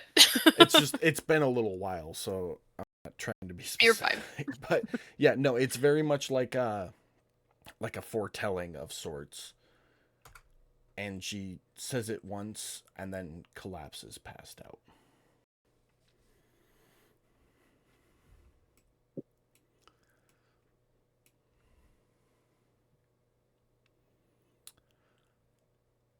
Everyone except for Odess gets a long rest, Okay. which I will do right now.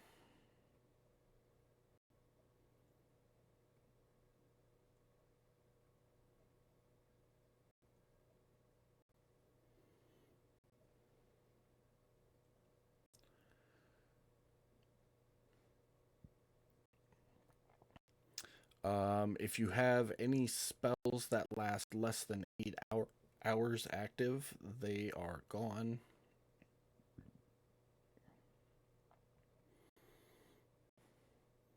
So I think your comprehend languages and tongues are gone.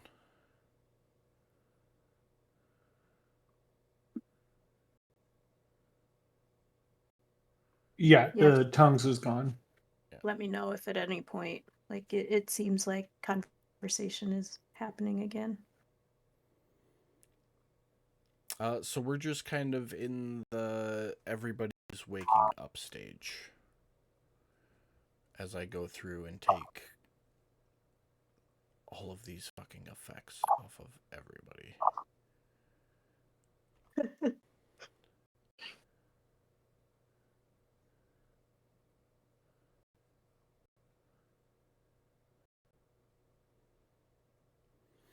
A lot of levels of exhaustion that went around.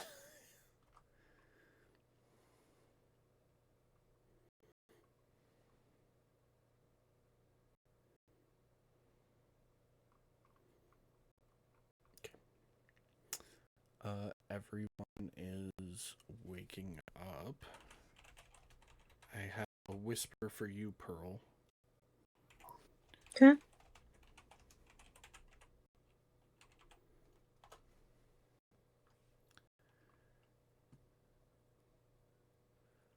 Are you re-upping your comprehend languages, Silt? Just so If I'm aware.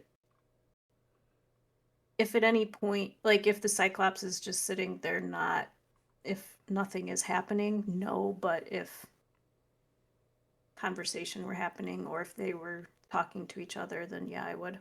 Or let's see, Okay. which lasts longer, comprehend languages or tongues? Comprehend languages lasts an hour. Tongues lasts an hour as well. Is that or either level dependent? Comprehend languages is level 1, tongues is level 3.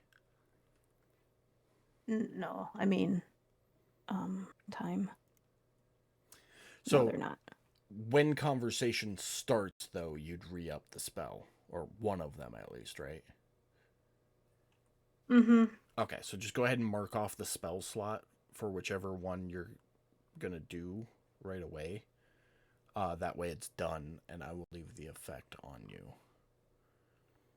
Okay, I'll just do comprehend languages again. Okay. They seem to understand common. Yep. And then we will just keep in mind that it doesn't take effect until the conversation starts. So, but you guys wake up. You're about 8 hours into the 18 before Odess has something else. So what do you want to do for the next 12 hours?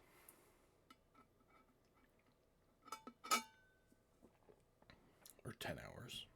Math.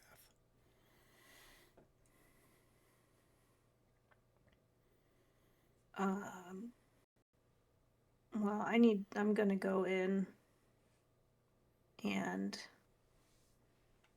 see if Taddy's awake.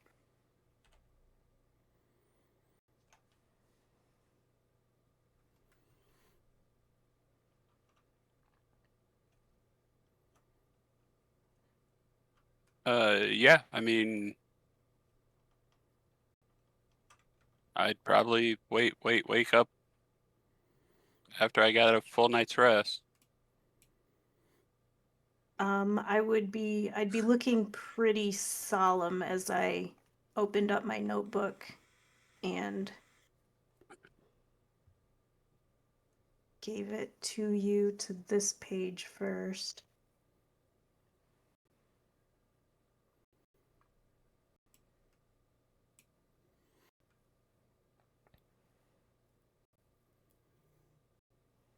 Do you need me to whisper that to him? No, No, I did. she did. Okay.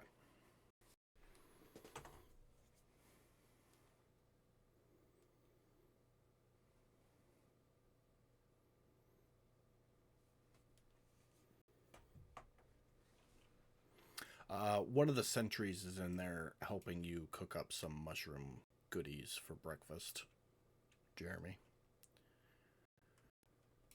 I welcome his help and introduce him to a world of spices. You can tell And by at least his 10% hallucinated. you can tell by the grunts of approval that he very much appreciates everything you are showing him. Tika, what are you doing?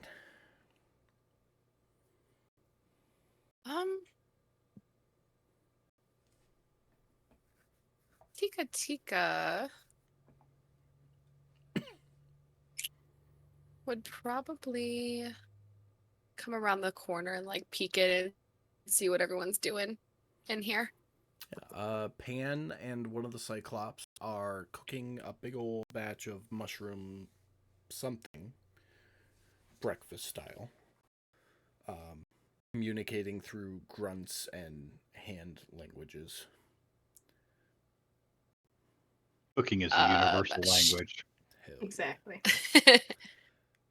She would make a creaking door sound and a head tilt.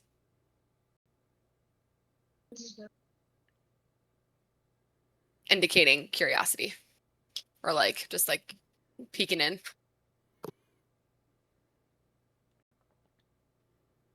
She probably couldn't help you with the food though. You know, one of the little things that I can do is make something so that it will make a noise, like just whenever you press it or activate it or whatever. It's just a minor thing. And now I want to have a bunch of them that sound like a door creaking open for those awkward moments. I was thinking like the buttons you can get for your dog to teach them how to talk. Food, water, Go outside. dad, miss, dad, miss. Oh, are you talking about the husky that always calls his dad a little bitch? Yeah, one of those things. We got those buttons for our dogs. It's just more We work did. than we were willing to put into training them to use them. But yeah, you can program like a 2-second phrase or word into it, and then when you push it, it repeats whatever you said. So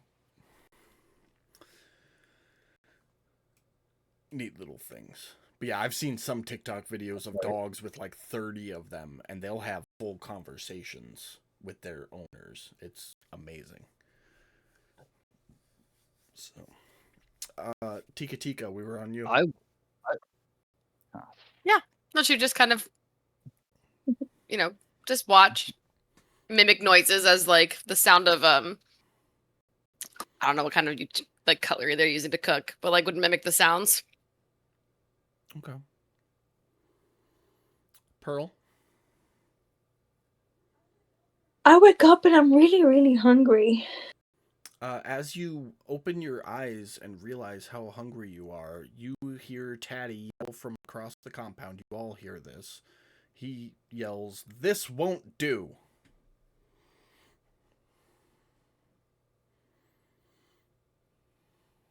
I'm gonna go try to find him. What won't it do? I can fix it. Taddy? Yeah, you take one step and you see him right where he was the night before, or when you all laid down. I'm sitting next to him, but just like slumped over, looking defeated. I'm gonna go and see what's going on. You walk past B and the Oracle, both passed out around the fire. The 2 sentries still standing guard outside the shrine. And you walk up to Taddy and Silt, who I believe are both staring at Silt's notebook, if I remember correctly. Mm-hmm. Okay. Taddy, what do you mean this won't do? What are you talking about? What mechanically what- hand the notebook to Pearl. what she wrote? What she wrote? This is some bullshit. This is bullshit, and I ain't having it. Oh, okay. Just Oh, I Just- guess just Pearl calm needs to down. talk too. You'll see, Caddy's fucking agitated. Like he's pissed. Like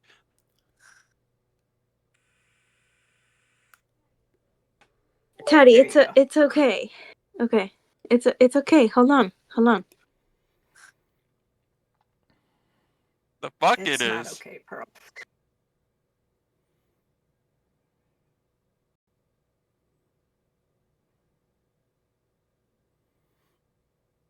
Oh. Oh. This is a great way to roll something out, by the way. One person at a time. This is some bullshit, and I no. Where do we go? What do we do? This takes top priority. What the fuck? Where do we take care of this? Pan comes walking into the room, juggling bowls, mushroom caps full of breakfast mushrooms. I look at Taddy and I'm like, Taddy? Inferno gates. Taddy. Well, where the fuck are those? I don't give a fuck. She's not paying for something that we fucking did. Is this You know Is how I am. this- This some bullshit. hell? Thunder Is she in rumbles hell from right the room now? next door. Well, if I'm reading that goddamn thing right, and she's paying for us, and that ain't gonna do. You Ain't hear- nobody paying for Daddy's way. You hear waves crashing and rain pouring and a lightning strike from the room next door. Is she in hell? That's what I'm fucking reading. Where's Audie? We need to find him right now. How do we get He's there? He's cleansing that goddamn room. Let's go. I need to talk to him. We need to show him this. We need to show him this. We can't interrupt him, Pearl. He's got to finish. He's been at it this long. We got to let him finish. But I can guarantee you the second he's fucking done, we're going to get this taken care of.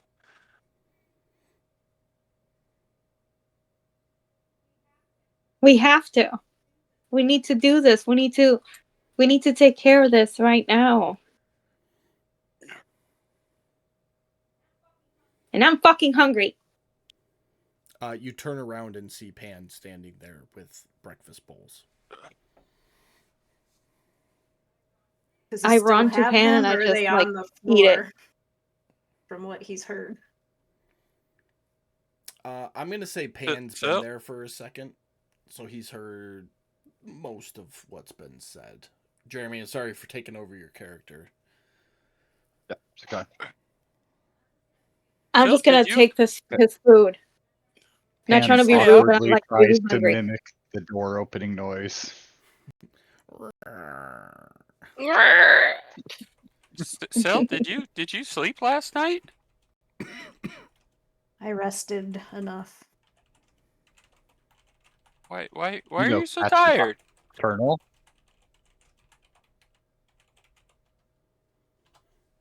Don't worry, buddy. You're fine. You In are response to Taddy, I would just shake my head like, not that kind you're of tired. fine. And I'm gonna look at Silt Alright. and you, Taddy, and I'm gonna say, I'm really hungry. As she Oh, says that okay. to you, Is the mushroom soup not helping? as she says that, you look at her hands, and she has eaten all of the food and the mushroom cap that Pan presented her. Oh shit. Uh, You got any vials, Pearl? Yeah. Drink one. Taddy, I think it's her new hunger. Or I I'm what? I'm gonna drink one, and I'm starving. Make a con save, Pam. I'm getting my dagger Okay. out and pointing it at Pearl. Sort of scooching in front Do of the Taddy just a psilocybin little bit. mushrooms help any? You see Pearl pull out one of the vials of blood, which was just filled like 12 hours ago, and drink it. And in the past, this has worked perfectly. And she finishes drinking it and sits there for a second, and then projectile vomits about 5 times as much blood as what she just drank. Pearl, you're still starving. Like Linda Blair style projectile? Yes, like the Exorcist from the 80s. Fucking shit. Awesome. And as I just finished like vomiting, I'm like, I'm still hungry. Pearl, the blood from the vial, which you know was fresh and which has sustained you Yes. for years, tasted like ichor, like mold would taste to you. This did not taste very good. Teddy's gonna roll up his sleeve and present it here. I'll get my camera on here so you can see me. I'm gonna present my wrist out and all right. I'll close my eyes and look away. Try this. Okay. As you slowly sink your teeth into his wrist, you feel the blood rush back to your cheeks. You feel alive again. You feel the delicious taste of blood on your tongue that you have longed. Go ahead and drop a bite damage on him. Taddy, have you been bitten by Pearl before? Never. I don't think so. I did everything I could to avoid it. Yeah. No, once. One No. time. Okay. Long time ago. So you will recall the last time she bit you, it kind of felt like getting stabbed by a dagger, like just the tip of the dagger, like the little puncture. It stung, but that was it. This time when she bites, you feel a burning sensation. And as you look, you can see the little black veins travel no more than an inch away from the puncture marks.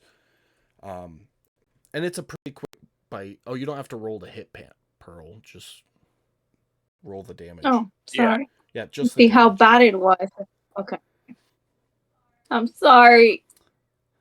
No, it's a controlled bite, so there wouldn't be a crit there. And as we previously established with Galen's bites, you will not be able to heal that 6 hit points for 24 hours. Yeah.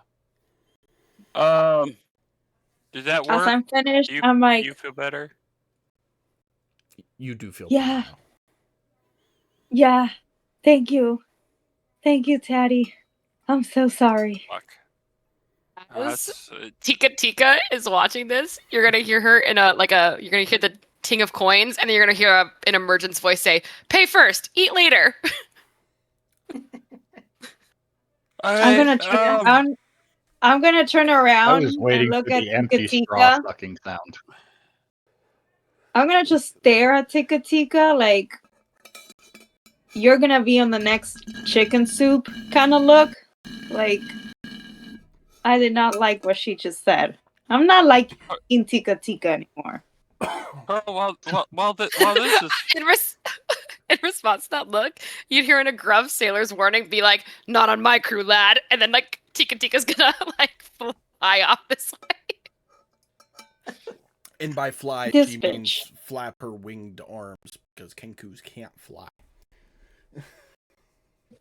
Well, you didn't tell Okay. me I'm gonna that. You're the one who picked Kenku. I didn't even suggest it. Doesn't mean I knew. Kenku's, I've never played this character before. Yeah, no, Kenkus can't fly. I thought they I'm got gonna She'll turn see it. She'll around play it back then. Level 9. to. I will say at one point, save this for like way down the road, Becca, but at one point you heard somebody say the flight or fight response, and I'm a flightless bird. You heard somebody say something like that. So you can repeat that phrase at some point. Okay, I'll keep that in mind. That's what I'm talking about, right? Yes. Okay. All right, so Caddy's gonna look at Pearl and say, "While this wound is fresh and open, empty your vials and hand me your vials, and I'm going to commence to fill the damn vials." Okay. As we're doing that, I'm gonna say, I'm feeling weird about this Tika person. Yeah, well, they're new, so just give it time. Yeah. Time. Like Thank you, Teddy. Teddy still has that kind of annoyed, pissed off look on his face while he's doing all of this, but he's still going to go through the motions and get it done. Thank you, Teddy. Fresh filled vials, Pearl. Do I need to take more damage for filling them No. or anything? No, they're pretty Mm-mm. small vials. They're not gonna fuck you up. You know, just eat a hearty breakfast. It's like donating blood. Just eat a good breakfast, you'll be alright. Yeah. And I address the group and go, I'm not going to be her meal ticket 24/7, guys, but this is a start. Maybe we can put in a rotation or something. Maybe. Alright.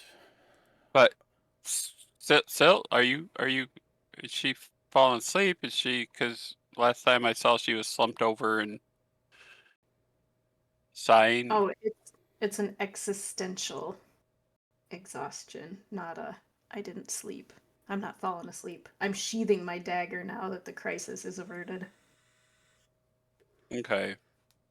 Well, I got her for now, and hopefully the vials will keep her contained for a couple days. So Teddy, I'm here. I can hear everything you're saying to Sil. I know, hon, but I'm addressing her. Sorry. Oh, I thought she was awake. She's just sitting there, apparently, slumped over. Oh, I'm sorry. I thought she knew exactly everything that was going on. Okay, sorry, Sil. Yeah, let's just see what happens. See what happens? Bullshit, I'm not letting you touch me. I don't think you'll be able to help me, to be honest with you. If she rages out, hungers out, whatever it is, and she'd go pick the closest person next to her. If it happens to be you, Sil, it's going to be you, Sil. So it'd be better if we just work this out and keep the blood flowing for her so that she doesn't attack us. Yeah, that Just sounds saying. fair for the people with lots of vigor, which is not me. I'm gonna say, look, Sil, you're not thrilled. I'm not thrilled either. I used to control this. Now, apparently, for whatever reason, I cannot. So I'm just as upset as everybody else because I know I can be a danger to anybody, and it's very, very, very frustrating that I have no control over my body anymore. For now. It'll You look can- like yes, and I think You that's can fine. feed I'm off not me, arguing you. Pearl. Gallon would have wanted that. Oh, my sweetheart. I almost put a hole on your chest. Like, no, we'll figure something out. If I had to start hunting and maybe try if that would work and just keep an animal in a cage or something, we'll figure something out. Probably that will be the next thing I should try to do is try to hunt and see if that will be a momentarily temporary solution. Keeps a beast or an animal in a cage and go from there when I go crazy. I don't know. We'll see. I'm gonna be real honest. I think Pan would much rather have you feed from him than watch an animal be locked in a cage and fed on over time. He'd probably be running around begging you, just bite me, please, just bite me. I know, sweetheart. I know. But we'll figure it out. Why is Audie taking so long? Come on, we gotta tell him what's going on with Galen. As Pearl gets flustered with the fact that Otis is taking forever, she kind of turns and takes a step and disappears, I know. reappearing 30 feet away. And Taddy, you would recognize that as a Misty Step. Which is not something any of you have ever seen Pearl do. And Pearl, you yourself have no clue what the fuck just happened. Does she show up like that right in front of Tika? Yep, it's just like it's a brief puff of mist, and she appears, and she's standing there like, what the fuck just happened? Tika is gonna squawk and assume that she's coming to feed on her, and she's gonna like jump and run away, like over, I don't know, here closer towards the Cyclops. I won't hurt you, Tika. I don't know what happened. I'm sorry. I didn't mean to scare you. Daddy's gonna rush Pearl. What was that all about? Oh, 1 minute I'm here telling you and asking you instead why is Audie taking so long, and next thing you know, I'm here. Well, I can tell you that you Misty stepped. That's I missed the what? Misty step. It's I what I missed do the when step. I missed a who? disappear. That's what I do when I disappear and reappear in a puff of smoke. That's what you just did. I don't appear and disappear in a smoke. I don't know why you did it. I'm just saying that's what it was. Did you send it over to me or something? No. I save that for when it's necessary. I don't And know I what can only happened. do that to myself. Yeah, so I don't. I don't know. I don't know what's going on. You can see frustration in Pearl's like voice and eyes and face of defeat. I mean, you're getting stronger. Your powers are getting stronger. Maybe it's something new. I guess. Oh, I hi, just gotta figure out how to Tika. control it.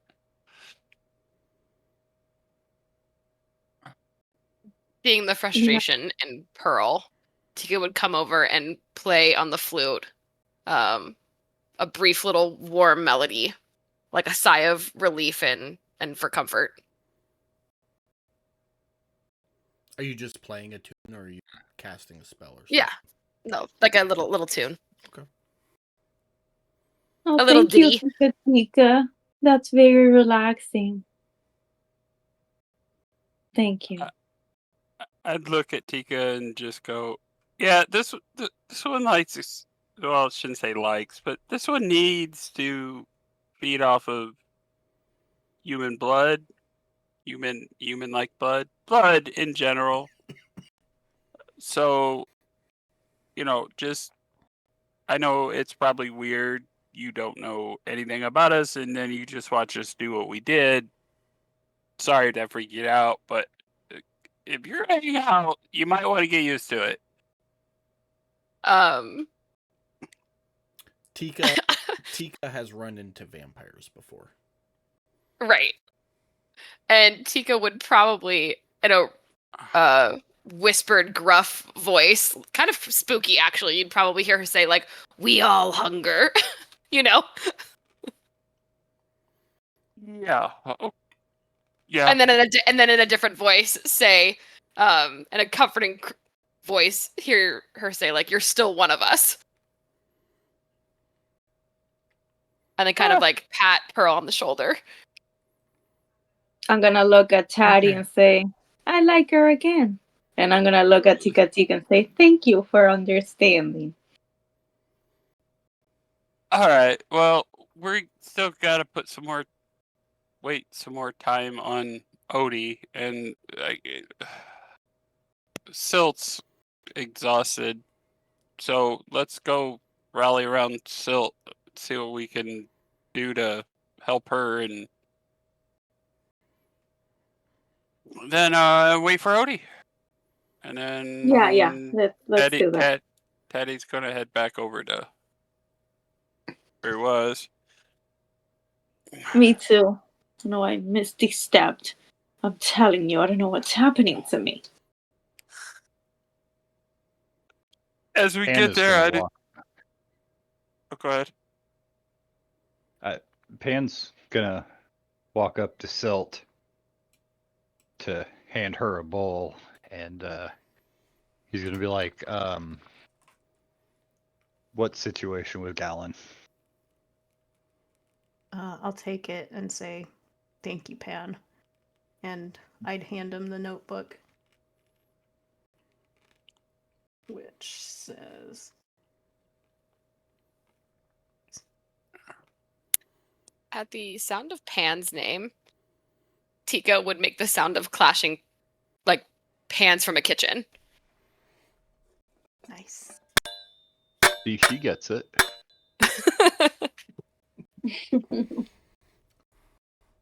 Good DMing right there. I'm over here doing sound effects for you. Yeah, for real. Hmm.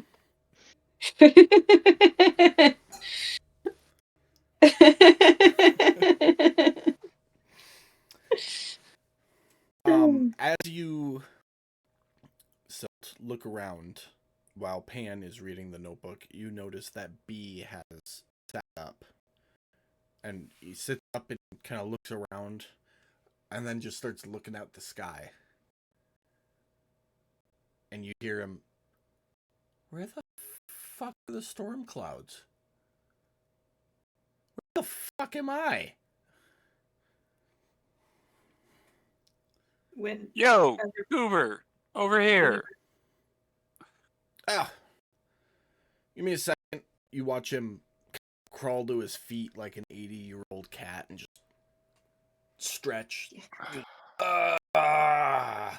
And you hear the audible crack as he... Oh, cracked. There we go. And then he comes over like a spry, younger cat. That sucked.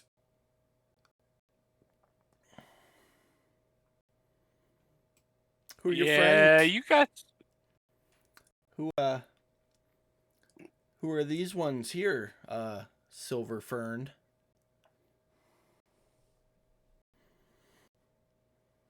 These are some folks I picked up to help reclaim the throne. Finally got out of mommy and daddy's boat and to work, huh? Glare at him. He's still like doing stretches. He's like, ugh. You can glare all you want. I offered for you to come with me all those years ago, and you just sat there. I had to take care of Grandpa. Whatever.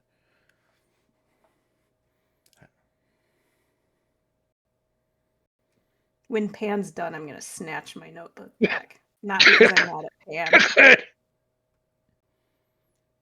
You okay? You gonna make it? Yeah.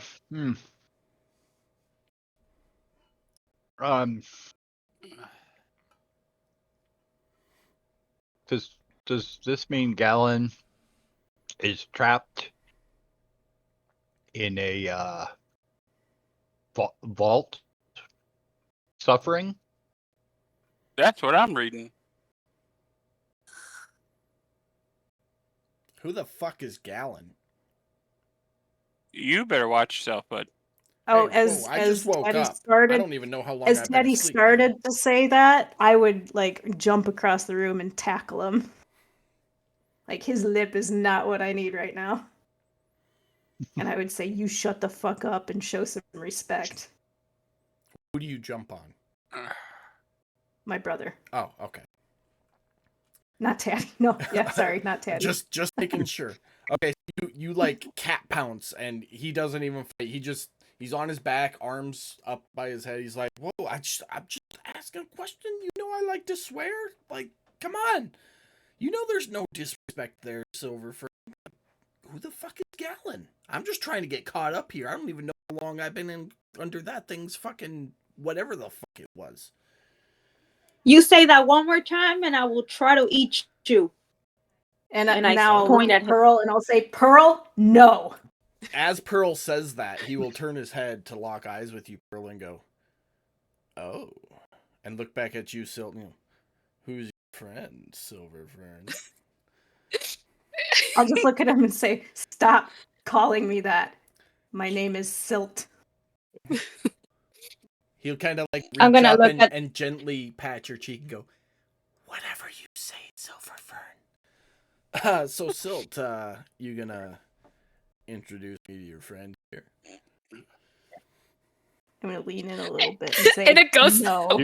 You're You can gonna hear introduce Tika Tika. yourself. You're gonna hear Tika Tika and a ghostly whisper go, "Turn back! Turn back!" Pearl, if you want to go ahead, I'll back your play there. Pearl's gonna turn around, look at Taddy, and say, "Today's just getting better and better, isn't it?" Yeah, I think we might have found your new buffet. Pan, As I look down Pan, at as it, you said little that, cat. he's gonna like look through Silt's arm and go, "It's not the only play that's gonna need backing, my friend." Zelt, make him shut up, or I'll make sure that he shuts up. I'm just going to look at Pearl. Silt, why are all your friends so hostile? Like, do they not recognize royalty when they see it? And he kind of does like the No, cool they boy don't. hair slick move. Above I table, I have really love heard this of the character. royal pain in the ass before, but I've never seen one. Well, now is your day, I say as I look over my shoulder. Are you Pearl's gonna? gonna say, Are you still on top of him, or are you gonna let him up? Yeah, I'm going to say one more thing. I'm going to say we lost a very close friend yesterday. She sacrificed herself to save the rest of us, including you. And then I'll get back up and go back to where I was sitting. He will stand up and, "Well, I understand the loss of a friend, and I am sorry for all of your loss. Please don't take my manner of speech as me being rude or insulting. It's just the way I talk. I'm a no-filter type individual. That's why I was never selected for secession. You can ask Silt," he emphasizes your name, "if that's true or not. But allow me to introduce myself," as he looks at you, Pearl. A very Puss in Boots type demeanor about him. "I am Broadleaf of the House Wingsley. You may call me B," as he gently lifts your hand up and kisses it, Pearl. At that moment, Tika Tika's gonna buzz like a bumblebee. "Oh my god." Pearl's gonna be like, "Hi, B. I'm sorry I said I was going to eat you." Oh, it's quite all right. If you were unconscious for more than 24 hours, I'd probably eat you too, but that's just bad genetics. Pearl's gonna turn around to Taddy and be like, "He's kind of cute and funny."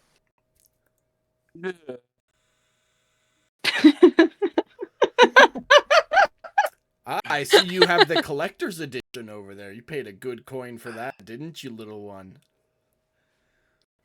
Did. Never thought I'd use it.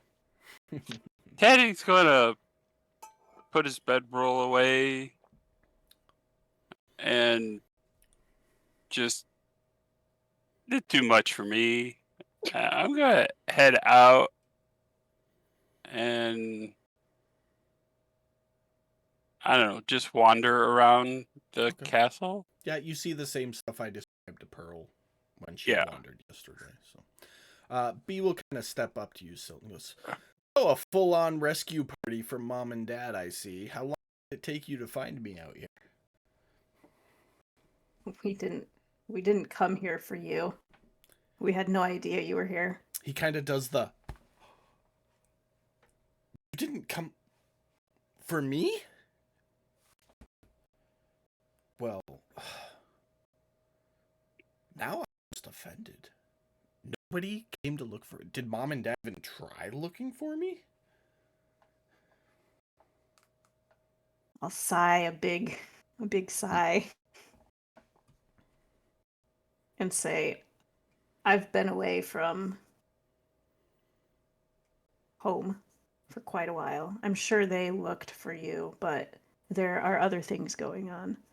Oh, well, we're here. Tell me everything. Which will take up a couple hours probably of time between you and him. But when it gets to the point of the part of the conversation, he will fill you in. Give me just a second while I pull up my notes here. And anybody who wants to listen will hear all of this. But why aren't my notes loading? Oh, there they are. Give it just a second.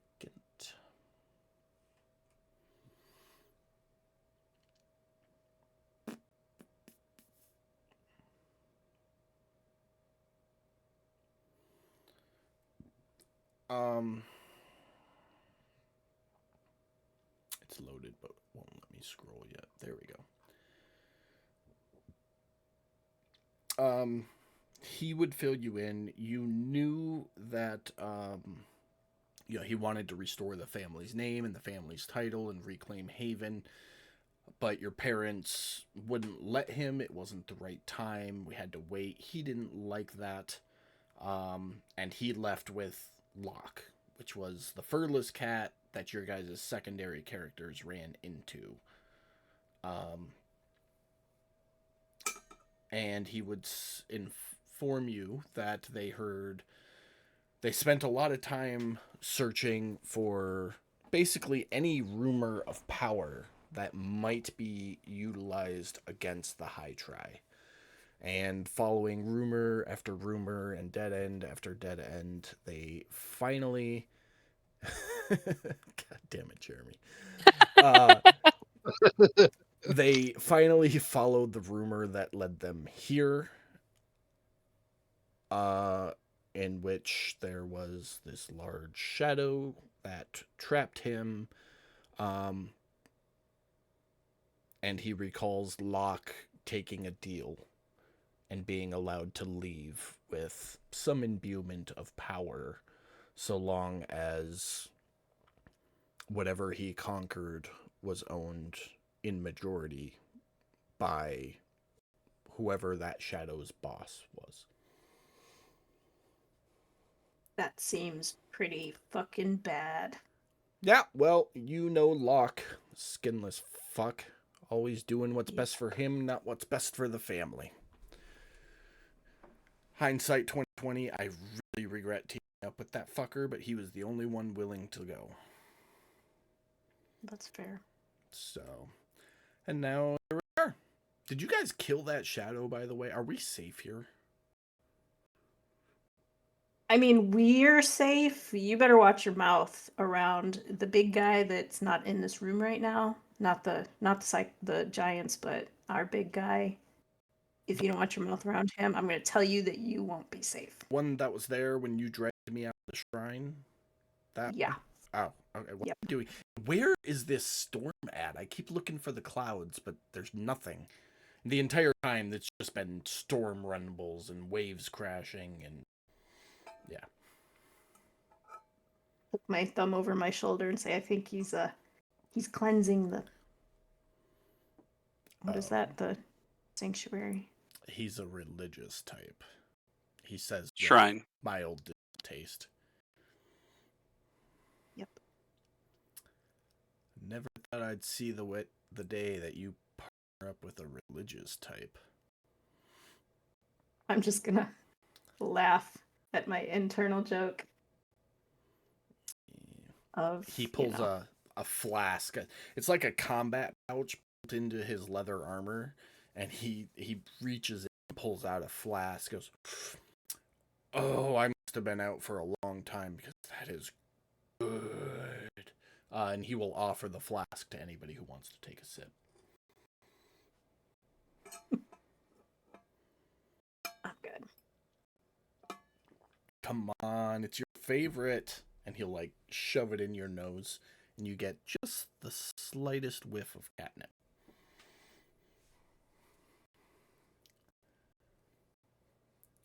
I'll take a tiny sip, but The to appease him.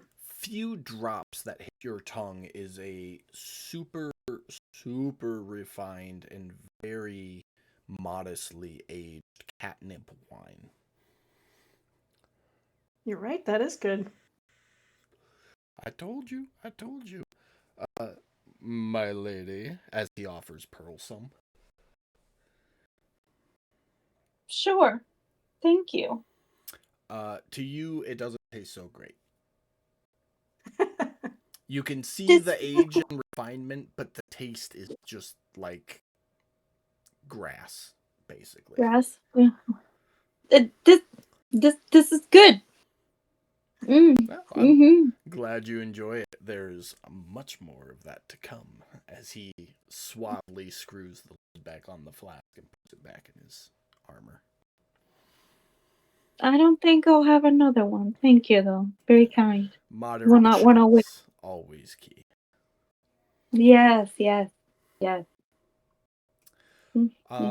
Does anybody have anything else until Odess needs a participant?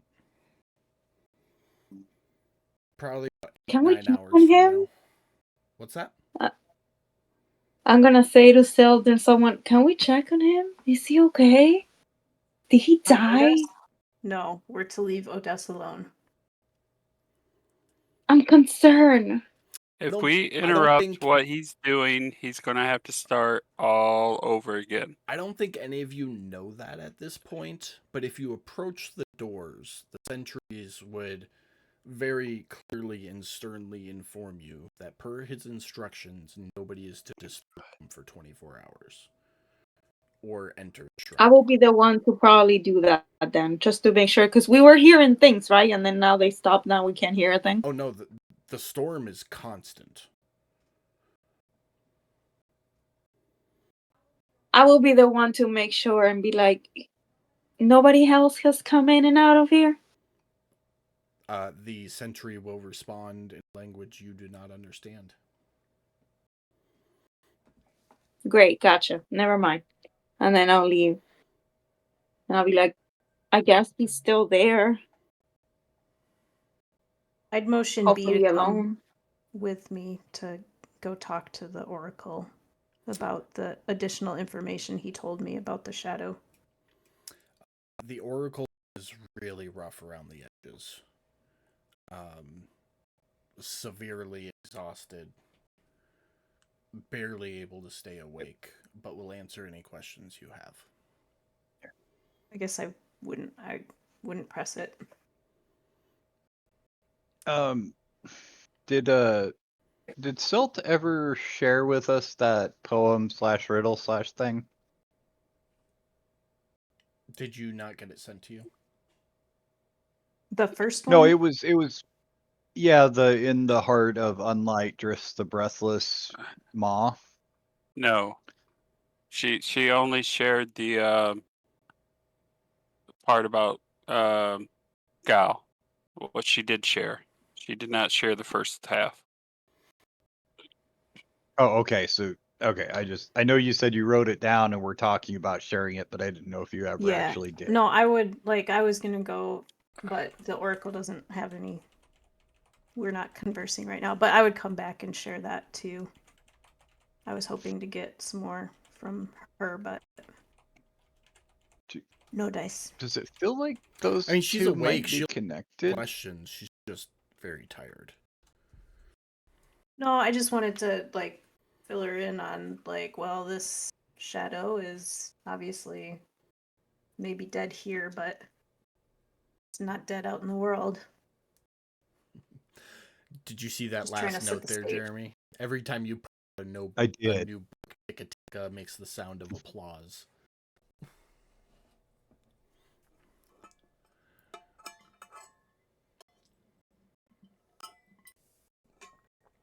So yeah, then I'd share the other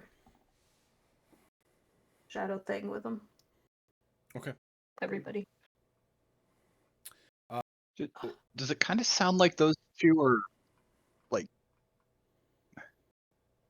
like maybe build like she was talking about this thing in the book? She was describing the shadow. Yeah, so the one with the maw, she clarified was about the shadow. The second one, you guys haven't gotten any clarification about. Everyone except for Silt can roll an Arcana check.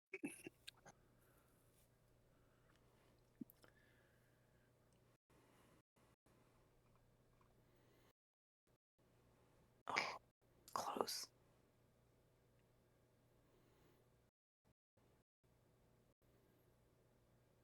Beautiful. On Pearl still, but there's Pearl. Okay. Nah. Taddy and Tika, you would recognize based off the chanting, the amount of time that the Oracle was chanting, and then the cryptic response that she used legend lore to produce those results about whatever she was loring about.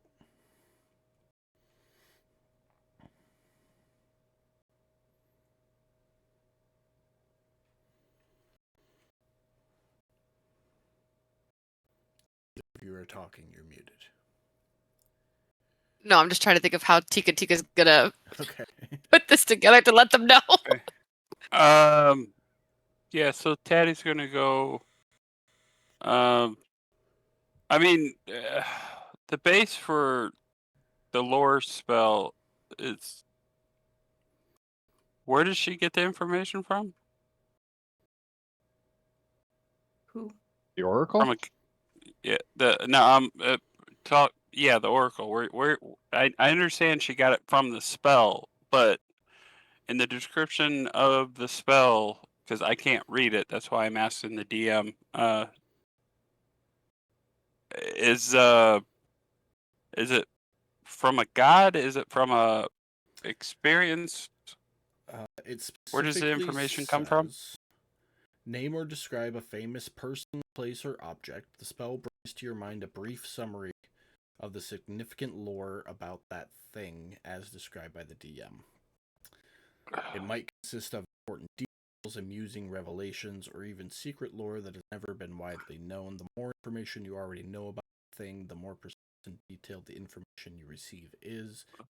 Information is accurate, but might be couched in figurative language or poetry as determined by the DM. Okay, so essentially, this is just coming from the magical planes, then, Yeah, it's just from not from necessarily like, from any specific source. yeah, it's pulling. You would know that it's factual and it's pulled from the weaves of reality, not from a deity or some extraplanar being. Okay. It's pulled directly from the weaves of reality.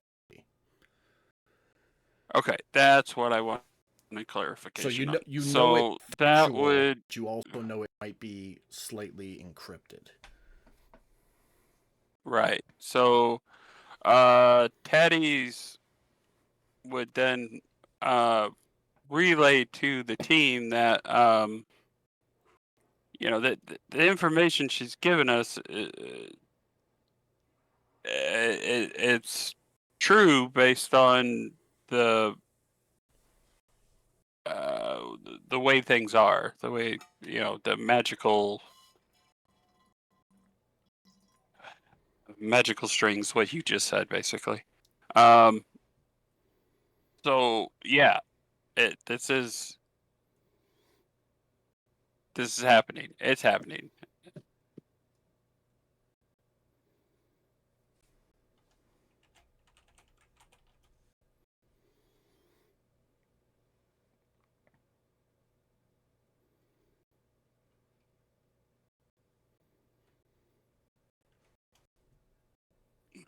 Well, I would, if I don't think I did already, I'd thank the Oracle for retrieving that information for us.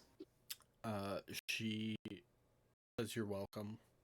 It's the absolute least she can do for you and your friends, freeing them from the grasp of whatever monstrosity or aberration that was. Hey, Silt, Yep. was that Mother? I don't think that was Mother. She said that this is site specific here. Can you But ask it her seems about connected. Mother? Like, I want to go take care of this gal situation, but I mean, we did come here to get their help for Mother. Yeah, I did. I did say I thought that this was. I didn't say Mother, but this was a shadow that we were concerned about from the deep as well. And she said they were not the same. Okay.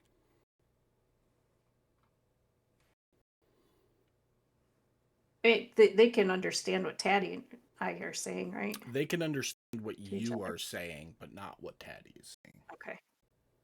Okay. Okay, so if this shadow and Mother are two different entities, what can they give us on Mother? Because we're supposed to get their help to destroy Mother, and I don't want to leave here without that, since that's what we came all the way up here for. Yeah, I haven't asked for more help yet since they needed rest. But at that point, I'd turn back to the Oracle and say that the reason that Wha- we're here is because Poseidon spoke to our cleric, sending us here to find his sons, which are you, to help find the shadow of the deep that many people of our land call Mother, that is ravaging our world. She will respond with, "Tell me everything you know, truth, rumor, fact, or not, about this so-called Mother."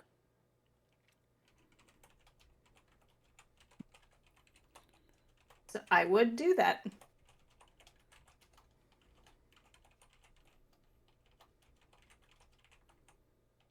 Okay. At the end of doing that, she will sit down by the fire again, start rocking and chanting, and her eye will roll back into her head. And you know you've got to wait at least 10 minutes. I'll look over my shoulder at Taddy and be like, "Man, this one, she's a champ. She's gonna sleep for weeks." Well, I mean, yeah, we get that information, and then we like then we'll figure out what we're doing from there, I guess, because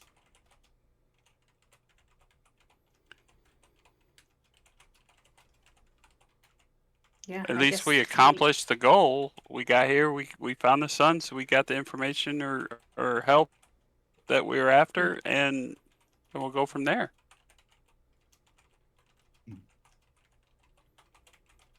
we presumed too early that it was them physical help helping us.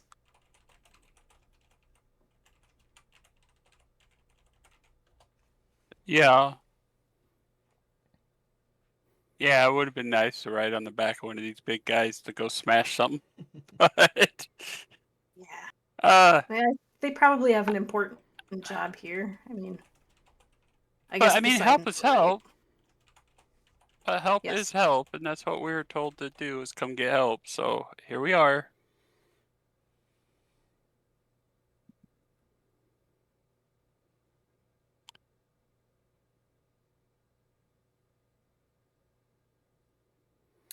Anybody got anything in the time you're waiting while she's chanting? Yes, actually, I do. In the big room, in the top left corner, there's even one in the right top corner. Are those beds?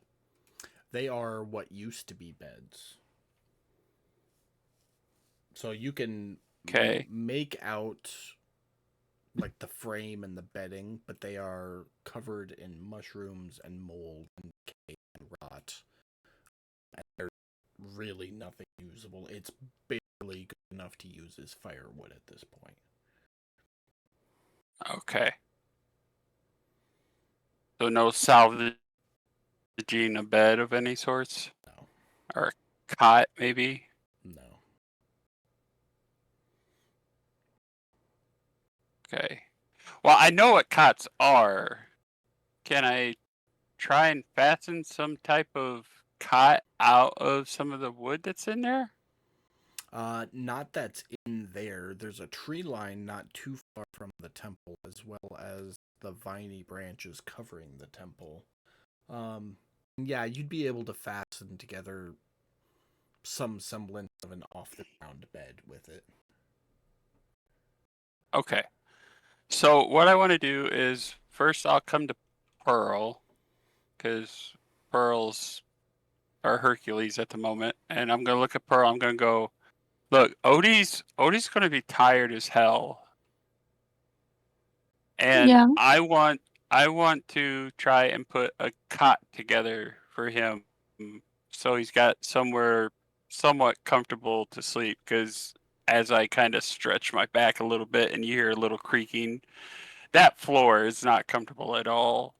So, would you mind helping me retrieve the wood required to make something for him? Yes, of course, Taddy. Whatever you need. Let's go do that. All right, so me and Pearl's gonna go retrieve some wood and That'll spend some take time. a little bit of time. Silt, you're gonna get spawns while they're gone.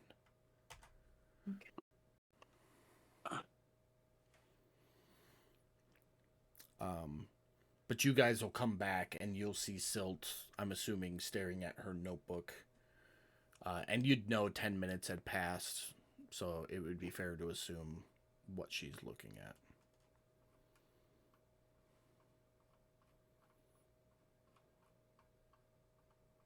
All right. Well, we're coming up on what, like hour 18, 19 that he's been doing this? Not quite that far along yet. You're probably looking at like hour 15 right about now. Okay. Okay, so we can we got the wood we needed. I got the plans in my head on how we're going to do it. So, we'll just set it where we are now. Okay. And then we can assemble it a little bit later. We can go gather with Silt and okay, so what you get? I would pass it over. Oh, right. You haven't seen it yet. Would it be easier to just read it out loud, because the I'll group's just gonna I'll put it in the chat here. Okay.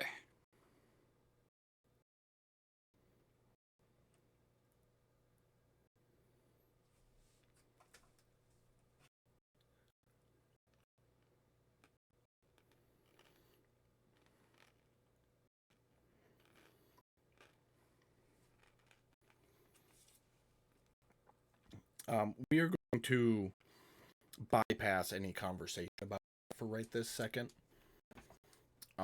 Obviously, we'll retcon it and all that, but with 14 minutes of playtime left, Odes, Brad, why don't you go ahead and talk us through the last 6 hours of your ritual, starting at that 18-hour mark when you require somebody else. Starting at the 18-hour mark when I require somebody else? Okay. Did you get my message real quick? Probably not, because I sent it on Facebook.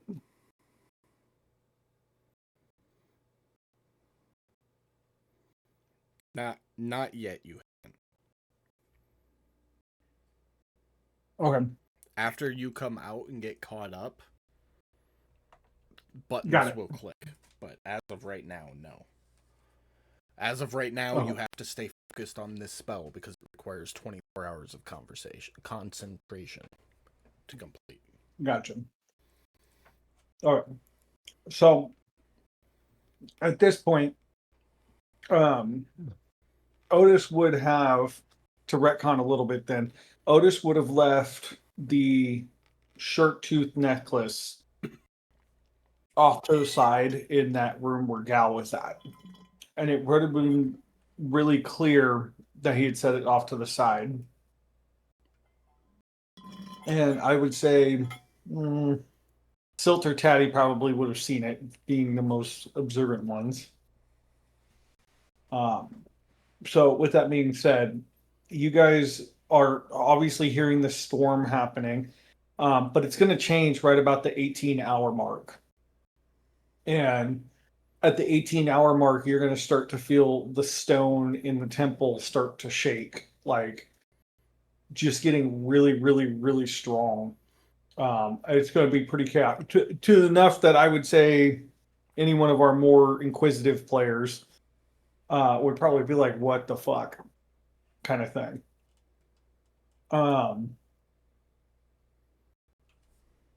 And Otis, as this is going off, Otis is going to, unbeknownst to you guys, is going to say something to the Cyclops real quick. And one of the Cyclops is going to come over and request whoever, Silt or Tatty, to bring the necklace over to the room. I don't know. Any takers? Silt, you'd have to translate. He's quick. So. I guess it just depends on who they walked up to and talked to. Yeah, Teddy would. He's quick and nimble. I mean, I would assume that they would tell you, Silt, seeing as you can talk with them. If you pass it along to Tatty, sure. I don't know how you guys want to handle that. If I wasn't doing anything, I'd probably just go do it. I mean, that would make sense okay, because they would come to you, Silt, because right. they know.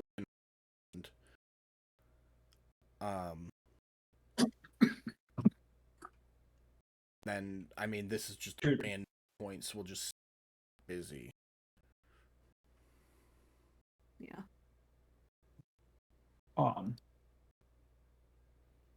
So as soon as Silt gets there, when you walk into the room, it's gonna be different than what I described to you earlier. The water that's in the basin is, so Odie's gonna be like more like in the middle of the room, or in the middle of the pool. And the water that's in this basin here is going to be swirling like violently, but Odie's going to be in one spot. And you're going to hear him chanting and calling out the various names of Poseidon. Things along the lines of like Lord of the Deep, the Shaker of the Earth, Bringer of Storms, things like that. And as he does that, he is going to be swiping the water with his trident. And as you see it each time, it's almost like lightning's hitting the water, but it's not. It's just like a flash of energy across the water. And every time he does it, the whirlpool's going to pick up a little bit more, and a little bit more, and a little bit more. And as soon as he senses that you're there, he is going to turn to you and like make a motion for you to bring the necklace.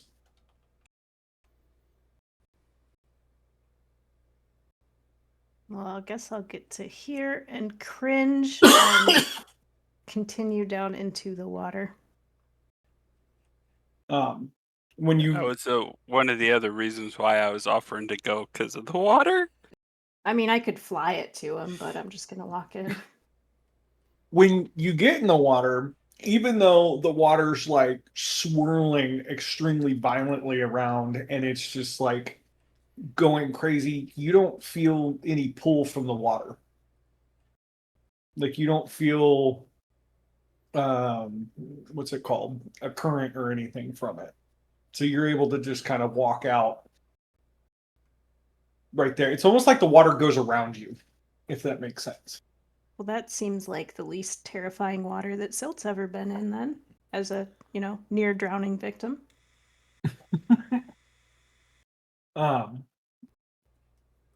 When you get out there, he's going to motion for you to stand still behind him. And then he is going to say this.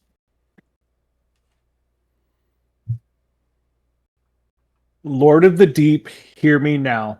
Shaker of the earth, strike with your fury.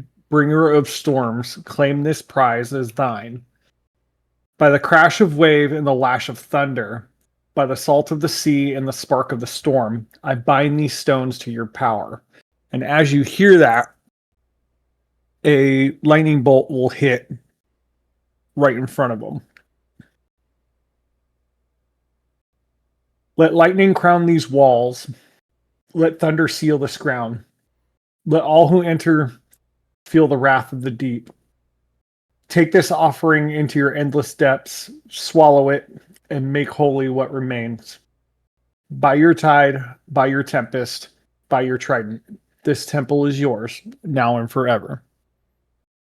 And with that, he's going to motion for you to put the necklace into the water. Which I would do. When you do that, the water swallows it without a ripple. There's no disturbance in the water, and the water goes calm. The storm starts to subside. There's no current in the water. It's just a slight swirl as to what's going on. And with that, that will close up the hollow spell for this. And this area would be, or this shrine would be sacred for Poseidon now. You'll notice that there's like a slight humming noise kind of coming from the stone a little bit. It's nothing negative, but it's like almost like a draw to the ocean kind of thing. And the water, which wasn't salt water before, is now salt water. So things have definitely changed, and you would feel a divine presence, particularly in this room. And with that, Otis would turn and look at you and say thank you, and then begin lumbering out of the water. I'm going to Which retcon you for 1 second there. Because you didn't collaborate with me. That's something that's going to happen.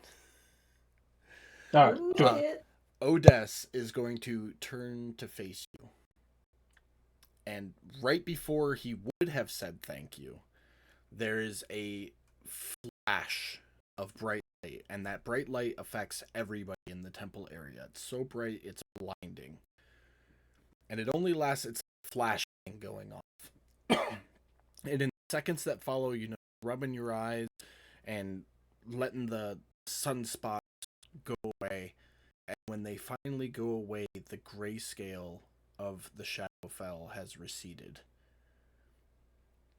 Hey. I don't know what to do with all this color. And Otis says, "Thank you," and starts lumbering his way out of the shrine.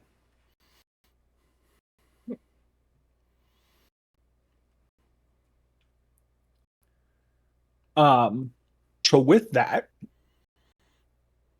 are the Cyclops talking at all right now? Not Even amongst themselves? Not currently, no.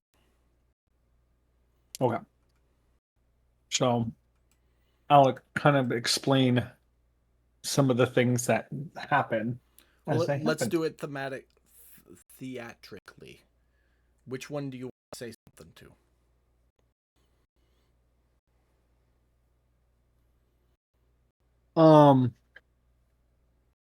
I will say it this one. Okay. So everybody, No. with the sudden flash of light and the restoration of color, you all kind of step out.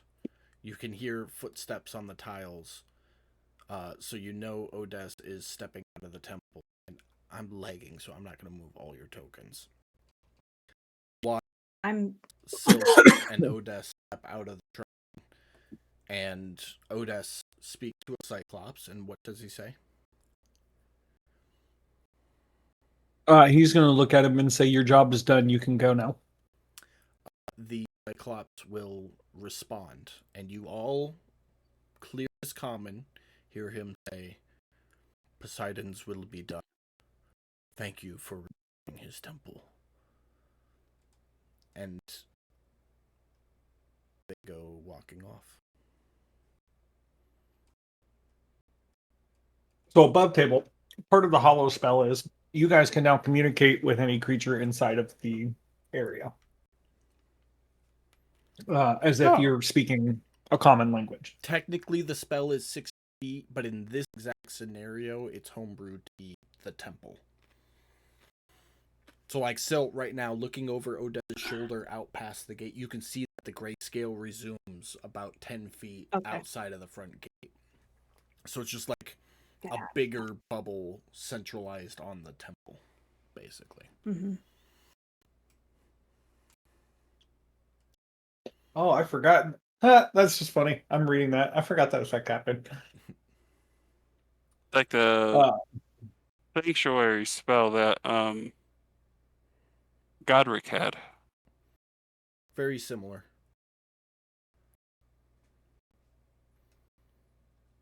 A little bit different, but very similar.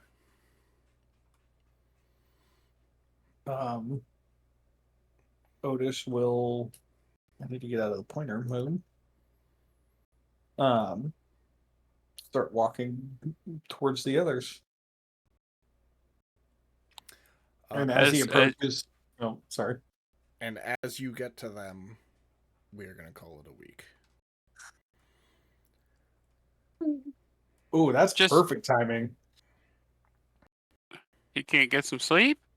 We can't set him up for some sleep first? We're going to stop right there. To go straight to sleep, he can do it next week. So you have to wait. All right. Well, good game, everybody. Filling in some blanks, figuring out some shit, getting hit on by horny cats. You know, normal D&D shit. So, thanks everybody for coming to watch the stream, or if you watch the stream later on. Thank you. We appreciate you. We love you, and we will see you next week. Bye. Bye.